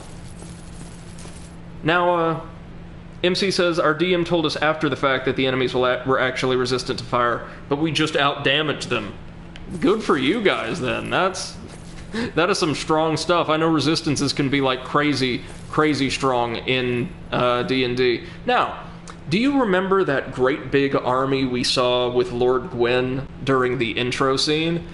Well, that is one of its remnants, a Black Knight of Lordran. They're Lord Gwyn's elite guard, or, well, what's left of them, and are, as such, incredibly powerful enemies. Now, we could take that Black Knight right now. We really could. It wouldn't be too terribly hard, save for the fact that, well, we're in pretty cramped quarters here. We'd just have to perform a lot, and I mean a lot, of backstabs, but we're not too far from the next boss in the game, and well, I'd like to take it out and get closer to another checkpoint before I do anything stupid like take on really powerful enemies or... Oh, crap! I forgot that they do, like, the rolling... Damn it! Damn it! Got killed by a regular enemy, my bad. I forgot that in this game, this is the only game in the series that does this. They do, like, the kicking a large object down the stairs that you trick twice in short succession. So now we're going to rush back to that point, after burning another humanity, of course, and try to get all of our souls back. Don't worry about this, we will get plenty of humanity later on. There's a couple pretty easy ways to do it, actually.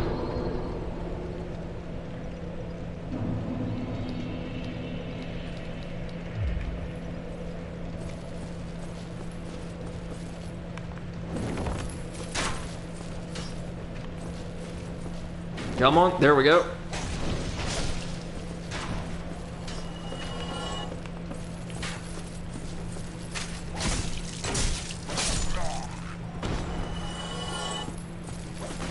And run. Oh, Lord, run.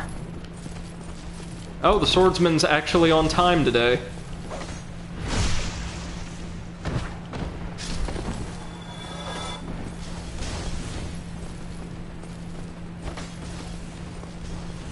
Oh, somebody followed us from earlier in the stage?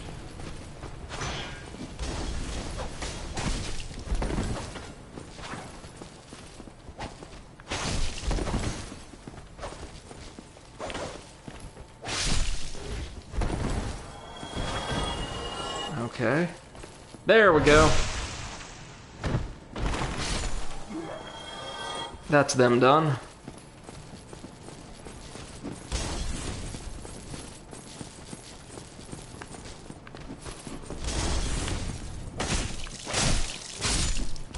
There you go.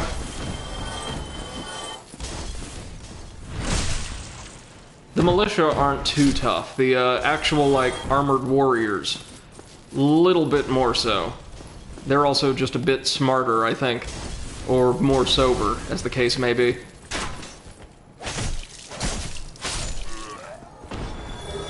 There we go, we've earned the Hollow Soldier waistcloth, which, waistcloth worn by hollow soldiers. It is so tattered that it barely serves its purpose anymore. And yeah, it's not great armor, nor does it look great. Like, let me see. Without, like, our coat, there you go. Armor, quote unquote. Now their breastplates are actually still pretty redoubtable, and not too terrible for this stage of the game.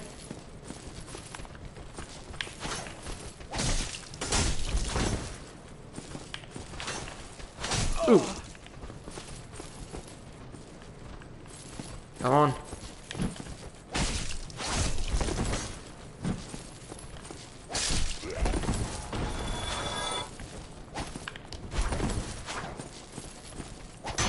Yeah, these guys can actually fight pretty well, honestly. Pretty well for this stage of the game, anyway. We fight like actual pros later on. More Titanite, never gonna complain about that. I'll complain about lots of other things, but never more, like, crafting items. Okay, so the fire barrel does not respawn. Good. Payback. Right. Welcome to this nice little watchtower. We can use our master key to open this door and head on down. Right? And we see an empty floor. And then we see something old Brady's gonna stay very far away from after the next empty floor. There's 3 of them. Okay, not 2.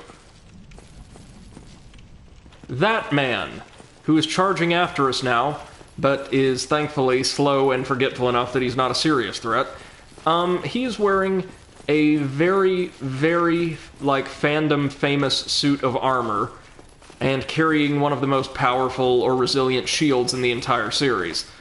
His armor and shield are, like, incredible. Whereas, we're wearing, like, some pretty dusty, janky-ass chainmail and have, like, a standard curved sword.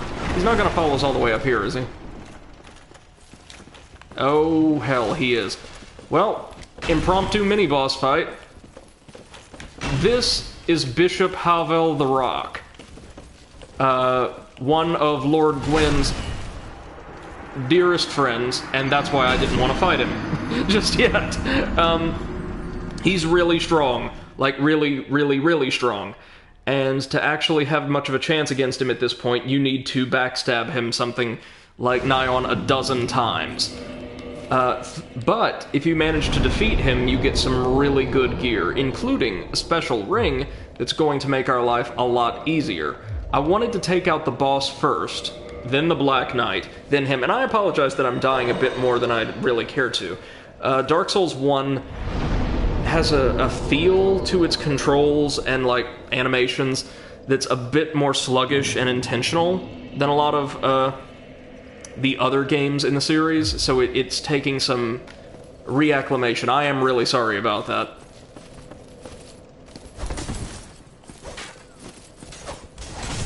One, two, three. One. Oh, you're the guy that followed us into, like, the attempted ambush last time. Hey, at least provided we don't die, we're gonna have quite a few souls by the time this is all over. Woo!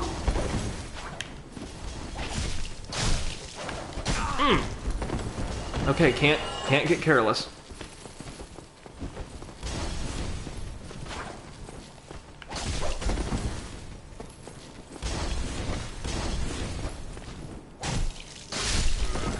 There we go.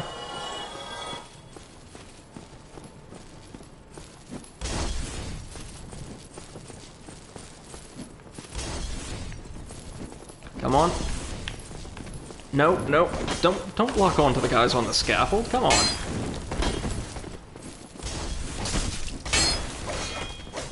Whew, whew. They broke our stamina. That is not a good thing. What? One of them fell. Okay.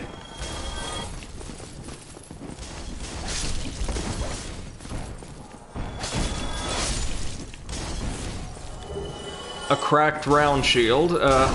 Ouch, that was just stupid of me to not see that coming. Cracked round shield, as you'd imagine, is not the most useful thing in the world. Cool to have, though. It'll give us more lore.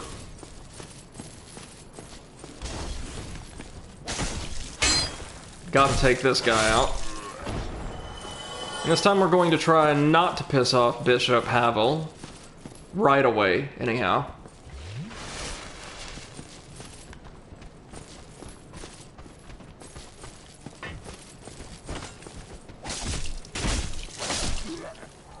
Now, there are several points at the game during which we can, like, call in, well, for just about any boss, really, other players to help us. And this isn't really the way I want to play the game, you know, calling for help, things like that, from other players in particular, but there's also several spots where characters, including some, like, NPC characters, I mean, including some who are integral to the story, can be summoned to assist you. And I think, in certain encounters, I'll want to call them in, if we can.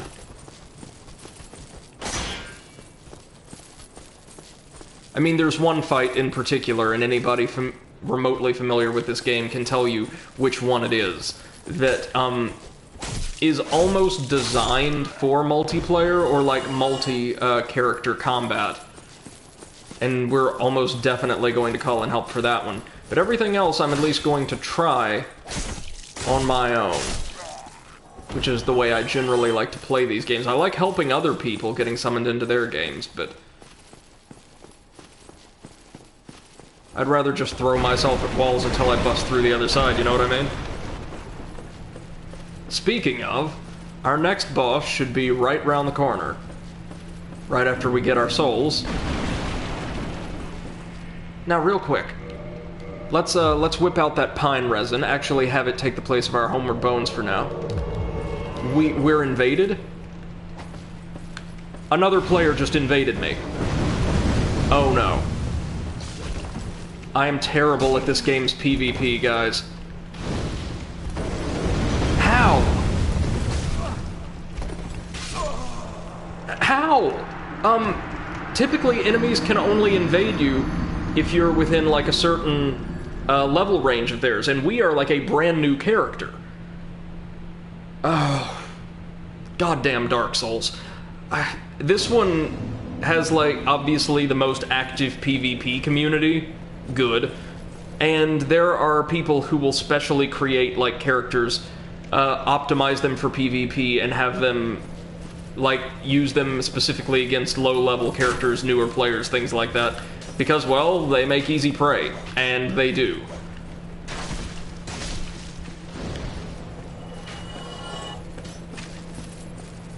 Now, while we're hollowed, we can't be invaded. Seriously, getting invaded right at the boss door. For God's sake.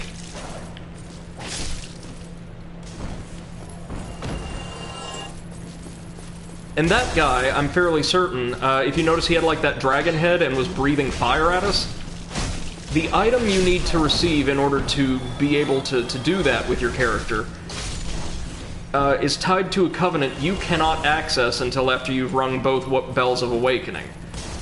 In other words, he's certainly played through the game once and is on his second or third cycle.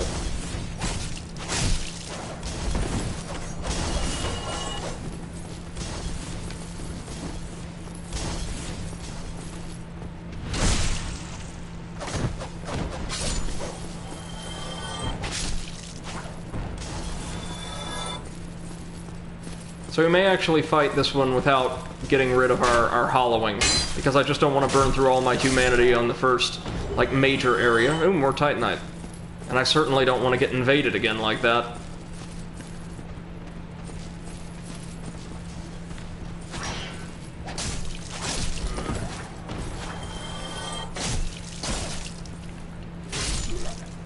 There we go.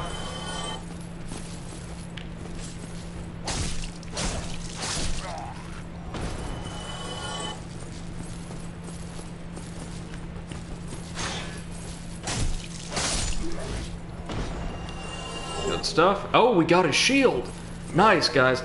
MC says, what does restoring your humanity bring? Well, it enables you to perform a lot of, like, multiplayer functions, including not just being invaded, but also summoning into other people's worlds and helping them, or invading them yourself, something we might do later on down the line when I have a character that isn't crap. It allows you to access certain interactions with NPCs, certain conversations. I think sometimes get certain items by talking to them. There's a lot you can do. We gained a humanity somehow, without having to crush a sprite. That can be done. So we could always burn one. Don't want to do that just yet, though. MC says, yeah, I see. Now, since we can't be invaded, let's slap on that gold pine resin. Rare pine resin, which emits golden sparks, applies lightning to your right-hand weapon. Affected weapon inflicts rare lightning damage, making it effective against targets which are resilient to both magic and fire. Very effective against dragon family foes. They have to say dragon family because the everlasting dragons are, at least in, like, the canon of this world, extinct. Now, remember what I said about, like, Dark Souls 2 being criticized for having dudes in armor as bosses? A silly criticism, I think. Whereas a lot of enemies or bosses in this game are just big fat demon with hammer. Afraid this next boss is another example of that. Though a cool-looking boss that operates in an interesting way all the same. First things first, you want to clear these guys out, otherwise as soon as you emerge onto the ramparts that are supposed to serve as your battleground, they would just start opening fire on you. But now, oh now, we get to use this little tower all for our own purposes. So we want to approach that other fog door, which will bring us closer and closer to the church, where the first bell we need to ring is.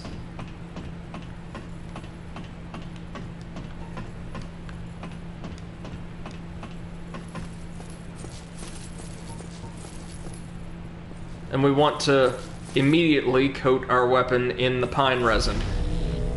Oh, listen to that sound. Here it comes! Big old demon with a hammer, well, technically a very blunt axe. Number 2. Now you remember our good friend the plunging attack, right?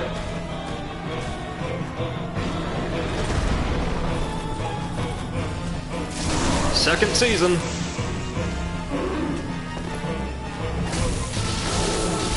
As it happens, our demonic friend here, affiliated with the fire element, of course, is very weak to lightning. How weak? He's dead.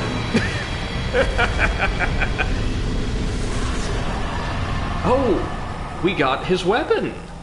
In the bargain, in addition to a new humanity sprite and a homeward bone, we unlock the demon's great axe. Now, you see, as it happens, the big old, bulky old demon is much easier to kill than just some jackass in PvP. Thank you, MC, thank you. It's an easy boss, even if you don't pull off the plunge attack little trick. For the most part, he just kind of swings the axe around near his feet, and if you stay right up, basically, like, to the side of him, or really, like, just between his feet, he can't do a whole lot to you, easily. Now, if we head down here, we find a locked door, a big, wide-open bridge that's certainly not going to be dangerous, and we see one of the most beautiful views in the game. Check that out. And we meet, effectively the mascot of the series, Solaire of Astora. Ah, hello. You don't look hollow, Barbara. Oh yeah, we don't look hollow at all. Of Astora, an adherent of the Lord of Sunlight. Now that I am undead, I have come to this great land, the birthplace of Lord Gwyn, to seek my very own son. Do you find that strange? Well, should it? No need to hide your reactions. I get that look all the time.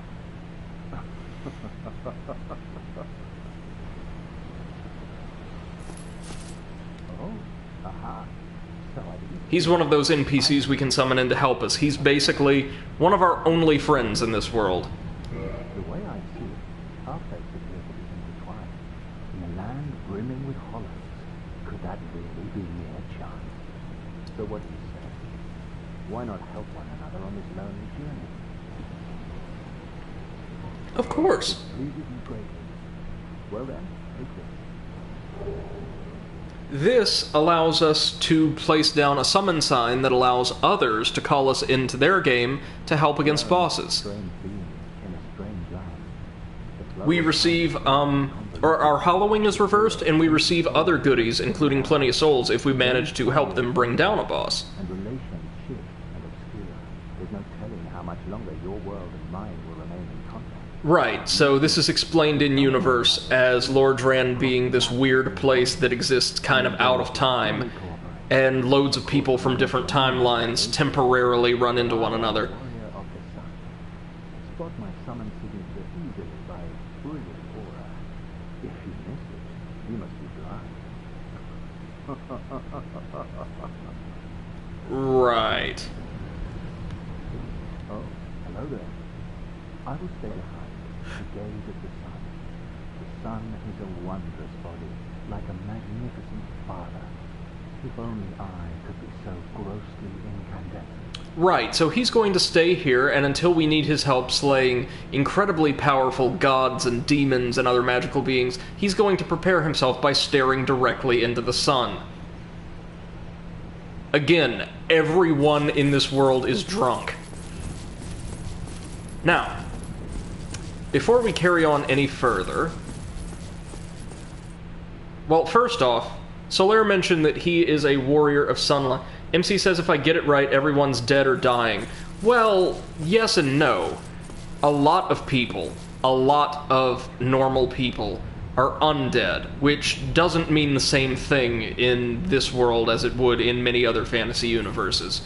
Instead, we are those marked with, this thing. The dark sign. A sigil.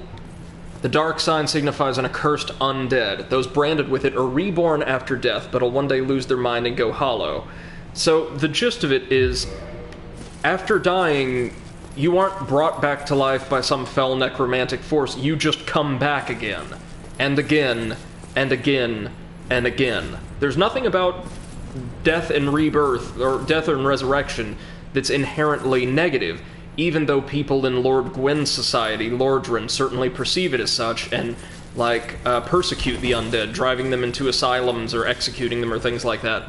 But eventually, over the strain of many, many lifetimes, and, living in a world that's not too great, people lose their minds, lose their selves, and become hollow. These, red-eyed, kind of feral, drunk, quote-unquote, undead we've been running into all over the place. We aren't actually hollow, uppercase, even though we're hollowed, undead and kind of gross-looking, since we don't have humanity in us right now. The real reason the undead are being persecuted is because they are understood to have a connection to the dark, like this primordial force of creation and humanity and, sort of boundless life. And the god of this world, the god of this country, Lord Gwyn, has created a society based upon the perpetuation of the light, order, and, definition and stasis. And all of this, everything you're seeing, this ruin, this, turmoil, is what Lord Gwyn's enlightened age of, bright, shining incandescence has led to. According to him and his kind, like this guy, all of this suffering is worth it. If the gods are... and they're not actual, deities, so to speak. They're very powerful, kind of like titans, are able to, maintain their rightful place. And all of this also happened, in part, because Gwyn raised an army of, kind of monstrous creatures to slay a bunch of, depending on the characterization from moment to moment, largely peaceful or indifferent immortal dragons and take the reins of the world, the great power of the world, from them. So he's keeping power, or he stole power from the dragons, and now he's trying to keep it from anybody or anything else who would aspire to divinity or to a better world. Now we're going to try to fight Gwyn's Black Knight. It hits very hard, as you would imagine. And has much better AI than the drunks. Damn it! That did not go well. In part, because I tried to backstab it several times and just kind of wasn't able to pull it off. This is meant to be very, very hard at this point in the game. This isn't just me being characteristically terrible.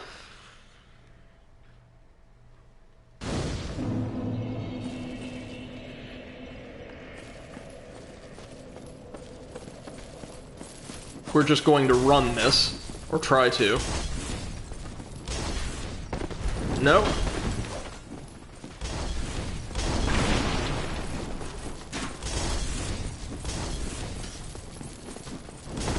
Ooh.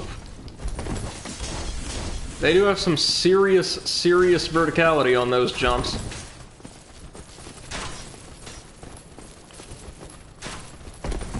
MC says, Sun Heretic decided that power needed to be kept away. A classic tale. Right. Basically. No, no, no, no, no, no, no, no, no! All those souls gone! All those souls gone! Everything... Oh, man. Oh, I shouldn't have tried to do that. Oh, no. Well... that can happen in this game. Everything we got from the boss. Not the items, of course, but... oh, sheesh. Well, now we've got to kill them to make up the loss. To give you an idea of kind of how obsessive Lord Gwyn is about power, Bishop Havel, the guy locked up in the basement of the tower, and clearly not exactly in his right mind, was like one of his best friends and most stalwart allies. And he's just been thrown away to, like, wither in some pit.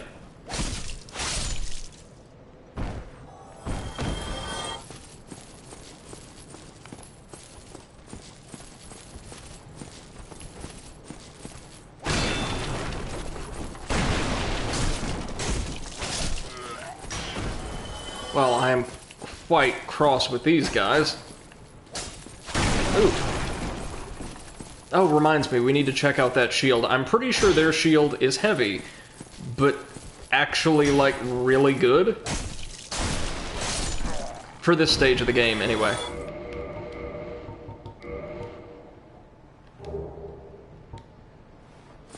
No, it's ever so slightly worse, my bad, and we need more strength to wield it. Metal shield wielded by hollow soldiers, heavily rusted but sturdy, providing a strong defense. Right. Oh, we also lost the several humanity we had stirred up. Oh, I'm so pissed about that right now. To be fair, most areas in the game don't require you to just grind through so much of a gauntlet every time you die or need to go back to an earlier checkpoint. This stage is more linear than most. MC says, yep, evil often believe they're doing it for the good of the many. Well, to be fair, my reading of this game's story is extremely pointed. Lots of people will say, and you are actually given this choice in the game, the dark, and we're going to see this in the DLC, which I've never played before, but is included in the remaster, demonstrates that the darkness can be just as destructive, if not more so, than the light, improperly utilized, improperly tamed. And that, well, all of this is the unfortunate result of the power of the light beginning to wane. And yes, kind of. But we're given more signs throughout the series that if darkness was utilized properly and alongside or even above the light by, like, benevolent deities, that the world could actually be a much better, a much safer place. Oh, we got a battle axe. Would be nice if we were running a strength build, but not super useful for us now.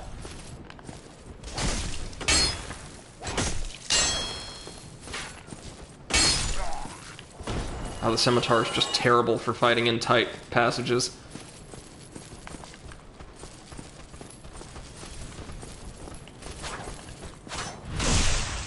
Good ol' iframes.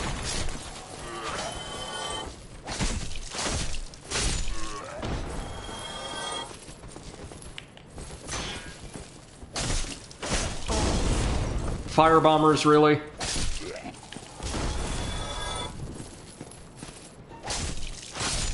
Down you go.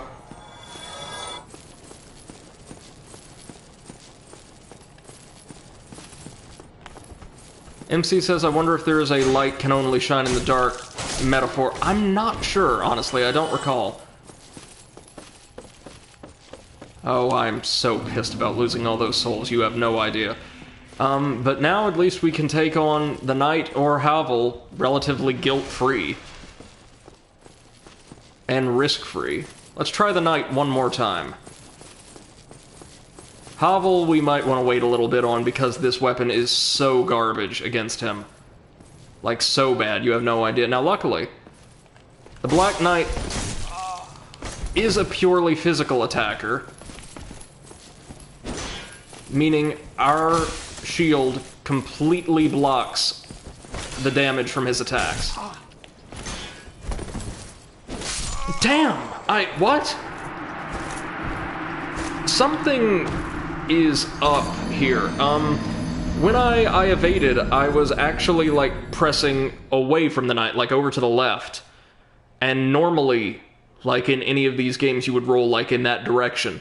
Instead, I rolled straight into the Black Knight. That is, to the best of my knowledge, that is not supposed to happen. I've heard things about, like, this remaster being a little buggy. I didn't think it'd be that severe. Or it could just be some component about the way dodging works in Dark Souls 1, I don't recall.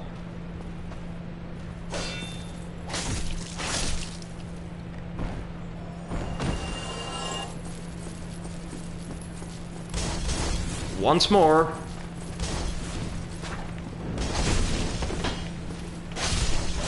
So what we're going to want is to lure the knight into a slightly more open area. If we do that, we can actually backstab him way more consistently than we have been doing.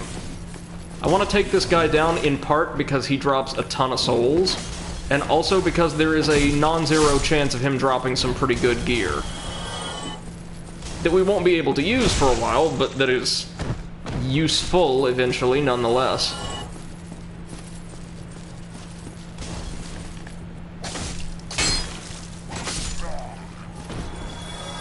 Down he goes.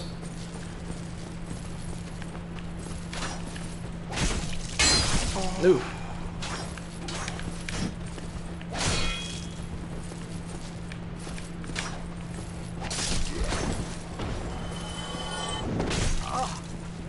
Oh, really? Hold on. MC says the light and dark concept and story reminds me of another roleplay campaign? Oh, really? Where I played an assassin with a group of heroes. Oh, yeah, I think you've told us about that one before. I think, in passing.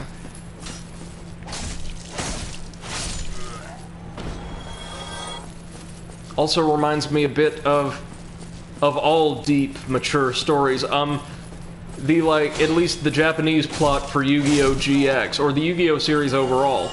Something because I think the creator really liked the concept of heroes using, dark or malign powers and villains using, like, traditionally, like, benevolent or light-associated power. Okay, come on. Up the stairs, you. That's right.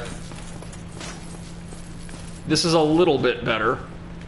There isn't, like, a great arena for fighting this guy around here, unfortunately. There we go.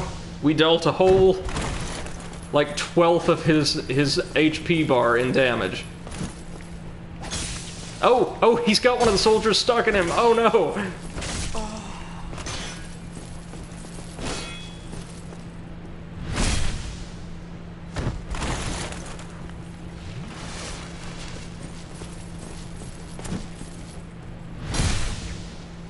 There we go. So I'm not doing great, but I think we can all agree much better. Now, do you notice that that knight isn't exactly bleeding as we strike him? Well, put it this way, he's not undead. Not really.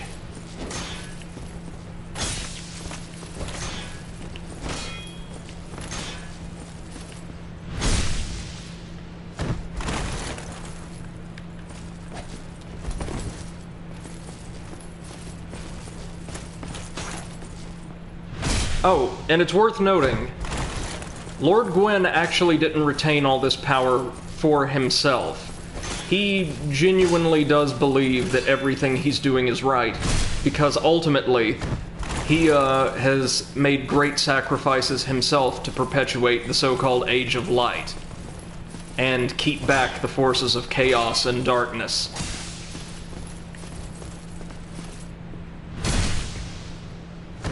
So he's not just some power-mad tyrant, he's ideologically kind of complex. There we go. We earned 800 souls, quite a bit for this point in the game, a big old chunk of Titanite that can be used to reinforce more advanced weapons, and the Black Knight sword. That's what I like to see. Whew. So let's check out our new weapons real quick. Starting with the Black Knight sword, which is actually a great sword because Black Knights are huge. MC says GG, thank you very much, man. There's multiple Black Knights throughout the game, each of whom, at least throughout the overworld, wield different weapons that you have a chance of getting. This is the great sword, though used as a single-handed sword by them, of course, of the Black Knights who wander Lordran, used to face chaos demons. The large motion that puts the weight of the body into the attack reflects the great size of their adversaries long ago. So we need more strength and dexterity to wield it presently, but God, look at this thing. We can't use it properly, of course, but just look at that design. Now you may notice something about the sword, and that's, it doesn't appear to be purely black. Or not really. It looks rusted or burnt. Yes, very important. MC says, I'm reminded how another player was convinced that he would change my assassin character and make him leave his assassin group to join their village. Oh, I'm sure that led to some fun interactions. Then there's this beast that needs 46 strength to use. No. Carved from the bones of fellow demons, wielded by the lesser Taurus demons. This axe is imbued with no special power, but can merrily beat foes to a pulp, providing you have the strength to wield it. We do not. But look at it. Truth. We can't even block with it effectively.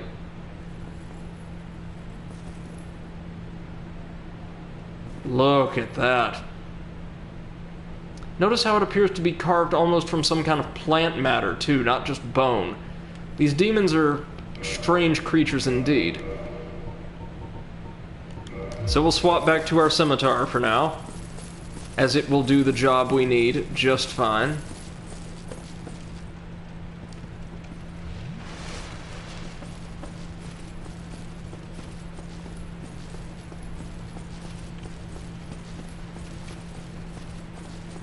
MC says my character ended up leaving the group, but joined a group that was invested in being neutral most of the time, but enforcing their beliefs when they felt it was necessary.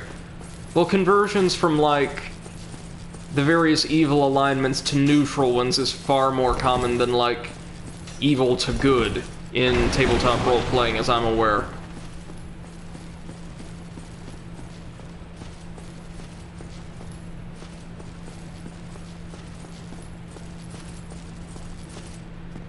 So, this next bit gets kind of chancy. Do you see those wider sections off to the side? We're going to run for the rightmost one. Why? Well, because there's a bonfire on the other side, like in that little gatehouse, but we have no chance in hell of actually getting to it. Why? Well, you'll see. Cheese it. Oh my god. Run. Run. Ignore them. They're harmless. Yep. Here it comes. It's our good friend the Hellkite Drake again, and it is going to take up residence on that bridge until we get rid of it. And, we can shoot its tail off from here for a pretty solid sword, but that'd be almost a cheesy tactic, and not the way I want to play this game this time around. MC says, was expecting that? Yep. Yep, it's a Souls series staple. It appears in Demon Souls as well. 2 of them, actually. Now, we want to get to that gatehouse eventually, because in there is a statue that's dedicated to the patron of Solaire's covenant, the Warriors of Sunlight. A benevolent and friendly god of war. And also one of Lord Gwyn's children. Gwyn has a lot of kids, but 3 of them have their own covenants in this game.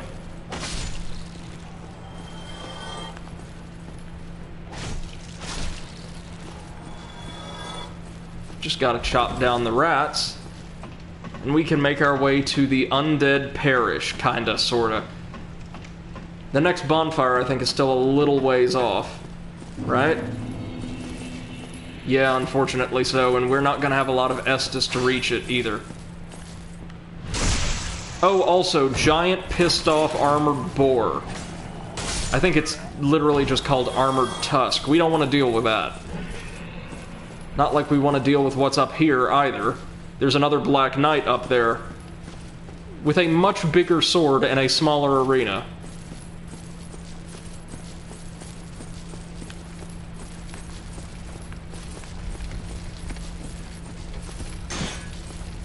So we want to do all we can before rousing the ire of Armored Tusk. Whoa, whoa, whoa, whoa, whoa, where did you come from?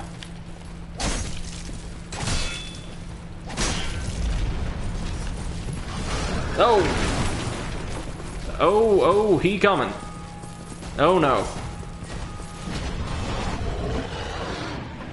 Goodbye. Goodbye, angry boar.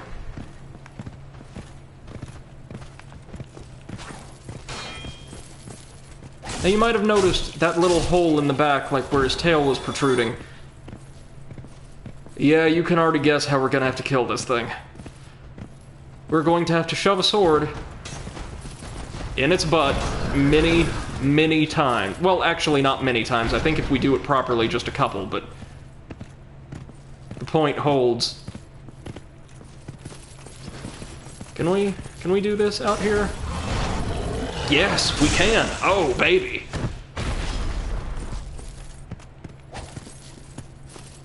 Time for some porcine proctology, my friends. If we could execute it properly. Come on, backstab him. Ooh.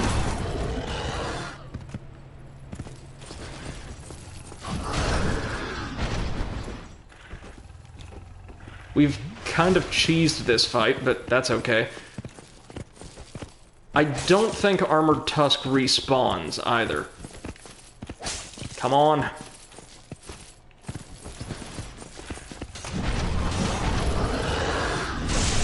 This keeps him away from his ranged support on the walls.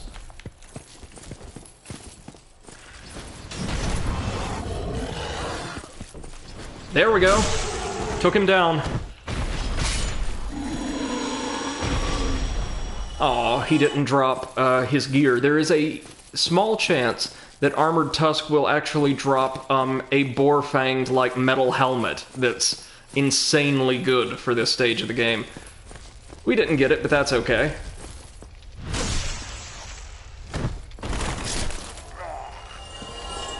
Now we just have to clear out the soldiers.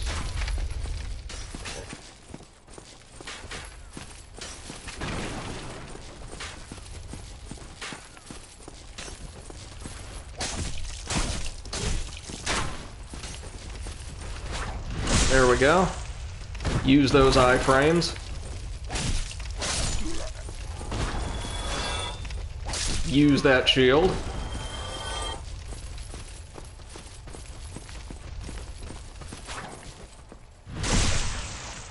So we've now reached the part of the game where, like, the hollow militia aren't going to be as common. Rather, these guys and a pretty low-ranking order of knights are for this next area. Oh, and we have more to do in the Undead Burg, don't you worry. We'll go back and take down nasty old Bishop Havel at some point as well. Because, well, one item he drops is effectively useless for us. He'll drop that giant, like, club he wields, but he can also, or no, he does also drop a ring that's gonna make our life a whole lot easier.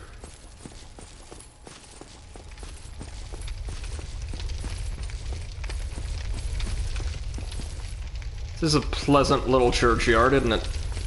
MC says, my assassin character Asiyoshi would never leave his character Shin, especially because Asiyoshi was evolving based on the party's actions and interactions with him. I made him an empty shell initially. I see. He had very little memory to start with.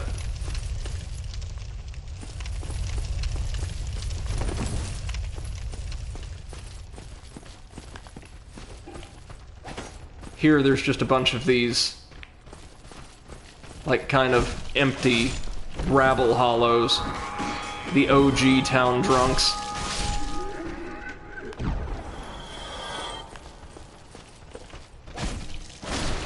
Like, a lot of them in this barracks, though.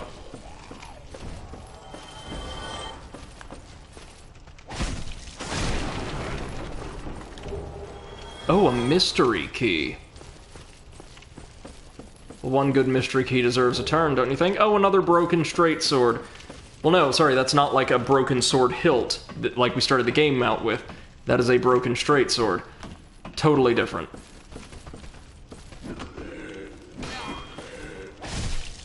So Brady, you're probably wondering, can these guys pose any serious threat to us at this point? Well, the answer is yes, in large numbers, or with the aid of an enemy we'll be meeting inside the church proper. MC says, and as the game progressed, the party never asked him questions or encouraged him. Granted, he was pushing them away. Save that one other character, I would imagine. Got a bunch of money. Good. We will need to go back and get, well, either that rapier or a certain other sword that enemies in the church can drop.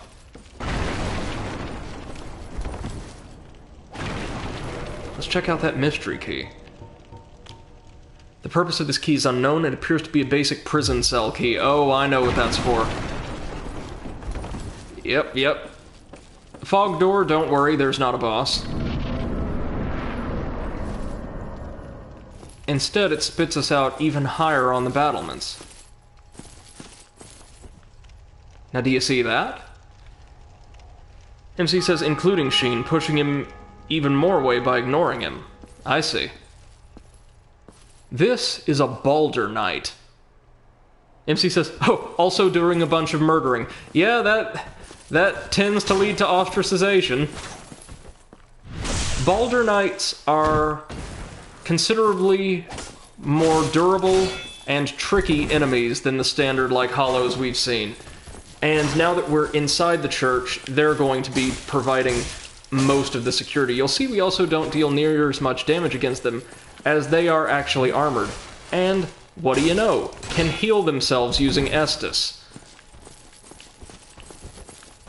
We don't want to attack them when they have their blade raised like that, because I think they can parry us.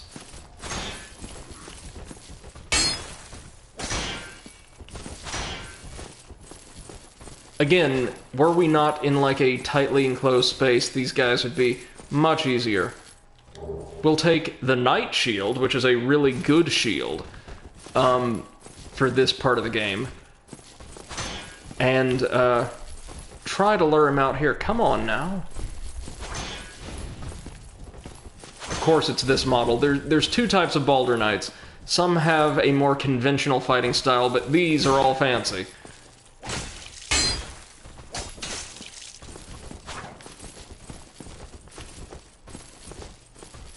Not worth it.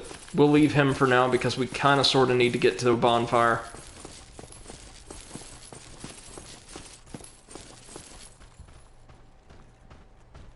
MC says, my character only murdered one person, but the team killed a bunch because they were the enemy. Right.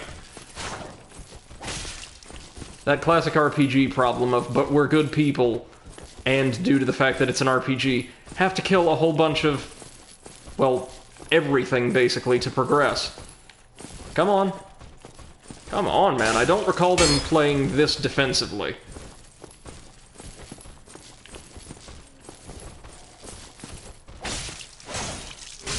There we go. Jesus. And time for another defensive enemy, but one we can take down much more easily. MC says, so when we met an NPC group that had some amount of morality, my character wanted to reconsider his position towards them. Ah. I gotcha. Someone you might not be inclined toward killing for any reason, I see. Right, okay. Another spearman. Come on. And another one of these assholes. This is the other model of Balder Knight. They're quite a bit more aggressive, and I really don't want to die here because I need to get to a bonfire that's right on the other side of these jokers.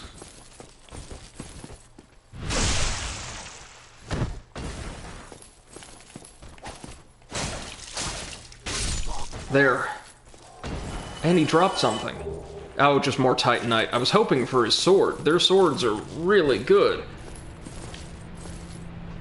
And we've got another... Ah! Soldier stuck on us.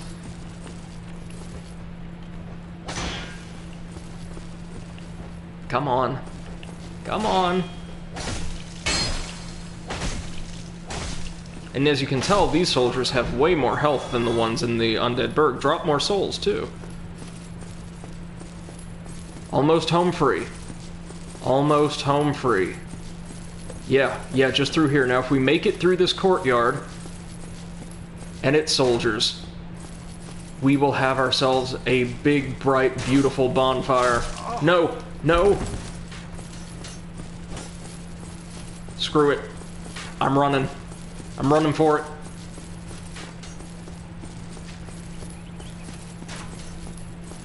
Good spot for chariots of fire, I figure.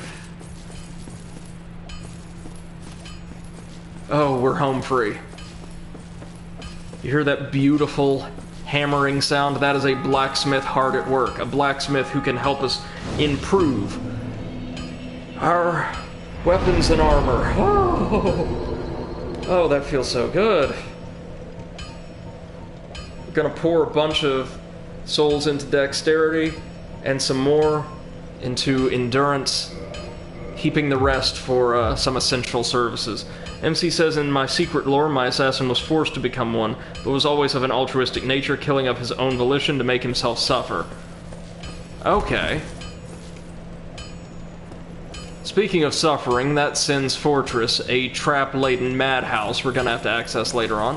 But first, let's go meet a friend, someone who doesn't want to kill us. This is Andre of Astora, a blacksmith we'll be making extensive use of. Must be a new arrival. I'm Andre of Astora. If you require smithing, then speak to me. Oh, that voice. Most weapons and armor are mighty sturdy indeed, but every hunk of metal has its breaking point. If you notice durability running low, it's time to repair. You can ask a blacksmith like myself, or do it on your own with a grindstone. The nice thing about weapons, they never betray you, so pay them a little respect, eh? Of course. There are two types of weapon forging. There's reinforcement and there's ascension. Reinforcement is simple. It strengthens the weapon and nothing more. A simple task for any blacksmith. Hell, you could even do it yourself with a smith box. But ascension's a finer art. It alters the weapon's properties. Ascension is the territory of we blacksmiths. A smith box just won't... So we definitely want a smith box. And Ascension is something we might do selectively. It really extensively alters the properties of our weapons, including how effective they are against certain types of enemies. MC also says, Sheen, on the other hand, was more of an egotist, pretending to be altruistic. Anything that was out of what he considered good, his family, he would either ignore or destroy. Yikes. Sounds like a pretty cool campaign overall. We'll skip through this. Basically, he's explaining the blacksmithing system to us. Yeah. Nice and simple. He'll teach us another gesture, good stuff. And he sells a few things to us, like smith boxes for weapons and armor, the repair box, all pretty costly. Some decent weapons and shields, actually, including the beautiful pike, a long spear.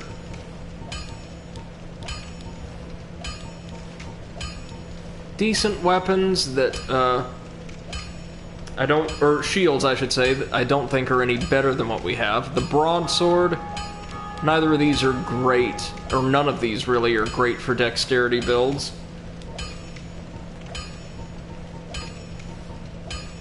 And this, the Crest of Artorias, that opens up a shortcut for us a bit later on, that costs 20,000 souls. No. MC says at one time Asiyoshi learned that Sheen had revealed a special calendar that tracks altruistic actions, or received a special calendar. That's interesting. That's... never heard of anything like that. Well, maybe. I don't I don't think I've heard of anything like that in a tabletop game before. So we can repair equipment or reinforce what we have, making it stronger, making it better. I'm tempted to reinforce our scimitar, but the scimitar is not the best dex weapon we can receive right now. No, no, no. I'll be seeing you that. Be careful. As friendly as Andre is, we're not going to make use of his services just yet. Now down here, we could see a very powerful demon just right next to him that we're not going to deal with. MC says it was part of his training and part of a punishment.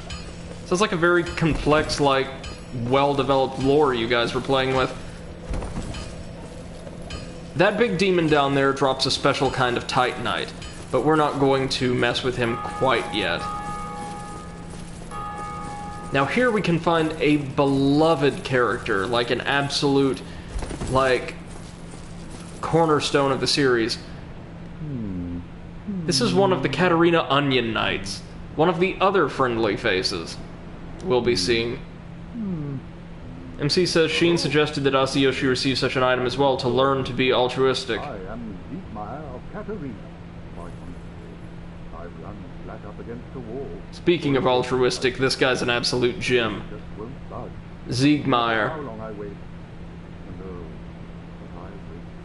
So here I sit, in quite a pickle, weighing my options, so to speak.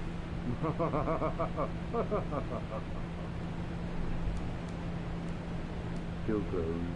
Still closed. He's, not the brightest, not exactly the sharpest tool in the shed, but, he is an erstwhile friend and companion to us, and can be pretty helpful later on. Now notice we're above, like, a beautiful, natural forest. Oh, we'll be exploring that in due time.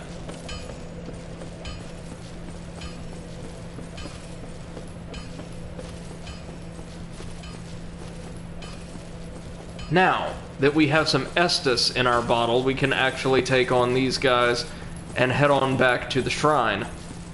Oh, that's right.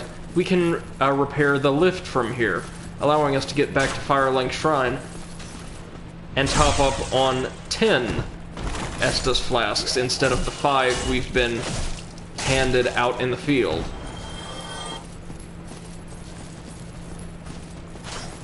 No, what I'd really like is one of the Balder Knight's swords, but failing that, oh, don't you dare.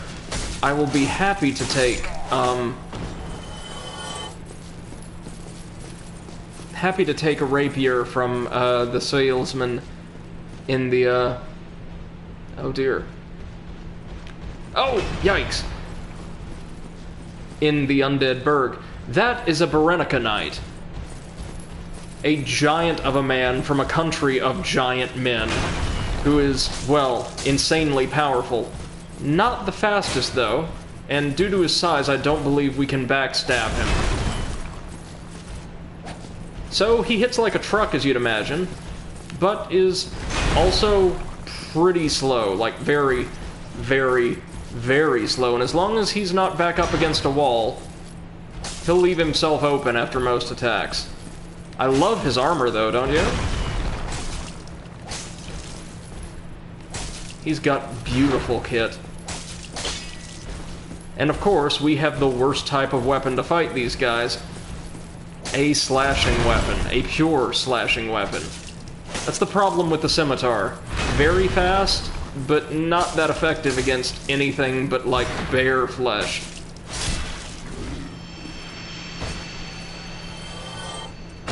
What do you got for us, big guy? More Titanite.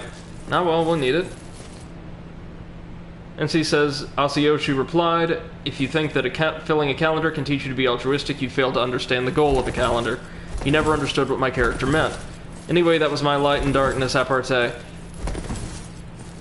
Well, no, I can see the relevance there.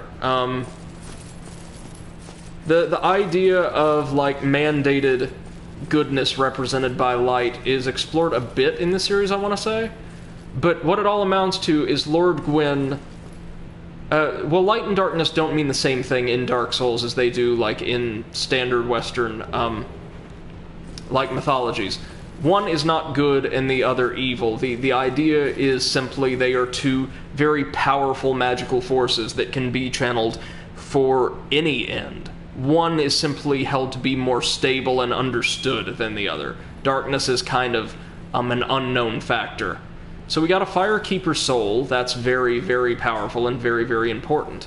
From this either sacrificial table or like, well, sort of a tomb, a memorial.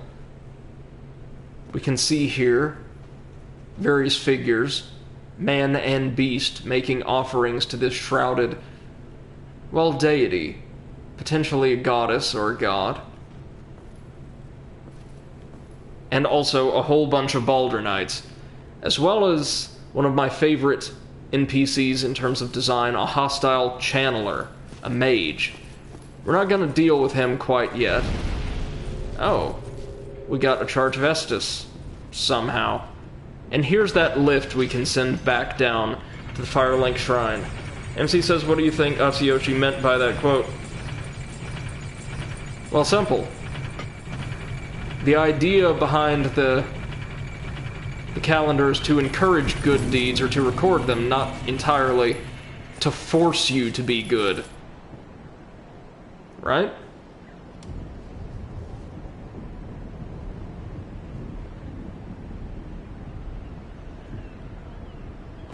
I think the idea is goodness, benevolence can't really be measured out in the world. It's not something you do to earn points.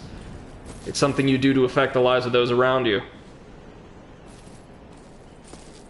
If you need to be trained to be good, right? Well, you aren't, or can't be. It's not something rote that you just kind of learn by going about daily life. That's really dangerous, but we can earn some additional items this way. And I'm foolhardy, so let's go for it. Ah! Nah, well, we still made it. Good stuff, good stuff. And you know what?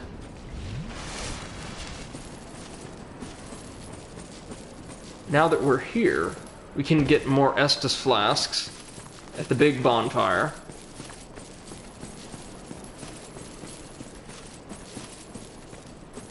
Run like hell from the skeleton guards. And potentially meet some new faces. I don't know if we can quite yet, though.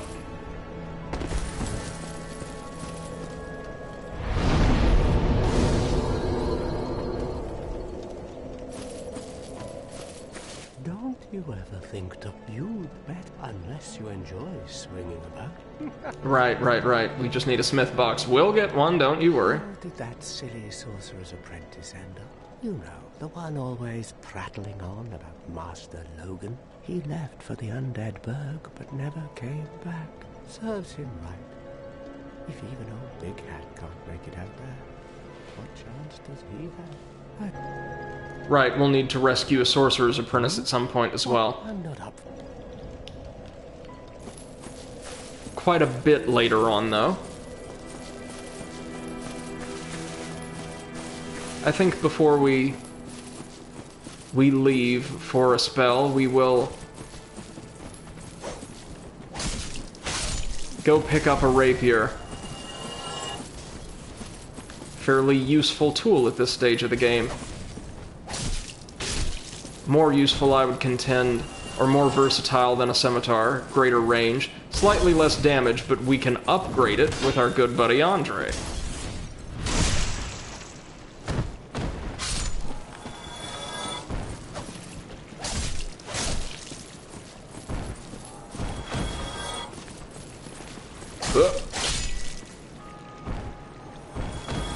These guys are nothing at this point.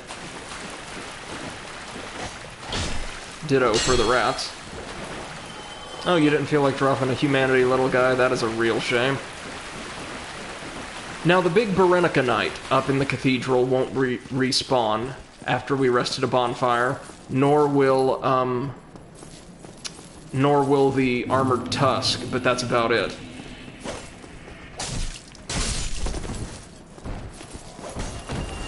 Everything else will be back, Baldur Knights included, hence why it'd really be a friggin' good idea to get ourselves a thrusting weapon that can pierce their armor. And pick up some additional souls along the way, as we're doing.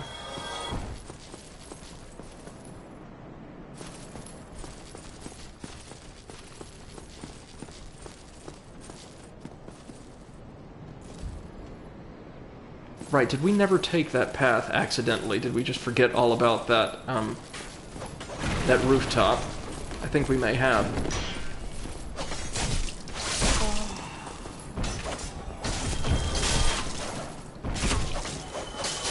Ooh, ooh, ooh. Bad. Very bad. Oh, what is this? Oh, that is a sign of a Gravelord servant. We, definitely don't want to call one of those in. I don't think. They are very, very powerful phantoms, i.e. other players, that do very, very bad things to your game until you get rid of them.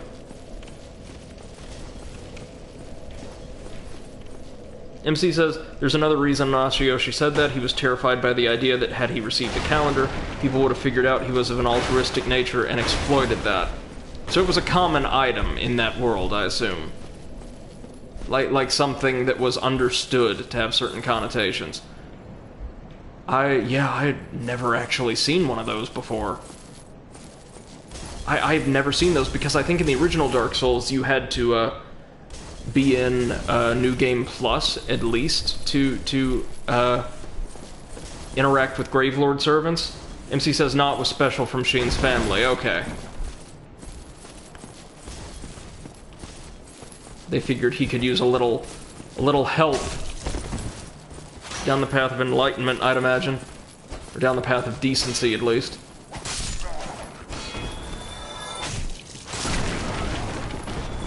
So we can run into, or at least be exposed to the ideas of, whoa, check that out, just flung him right over the edge, beautiful, of several of Lord Gwyn's children in this game. And for the most part, his kids are decent folk, really. Regardless of how they align with our best interests, we learn that, like, the Allfather and his family, or the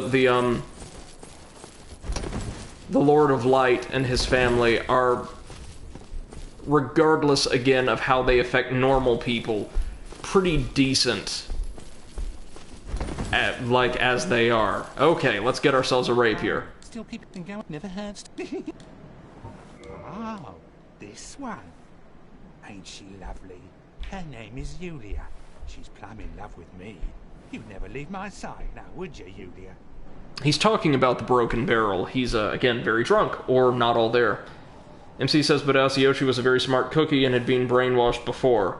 I see. Now, what we're gonna want is this sucker right here. Only 600 souls. Nice and cheap. Thank you kindly. Oh, you poor, poor man. Now check this out. Again, it's slightly weaker than our scimitar, really. But it deals more damage on crits.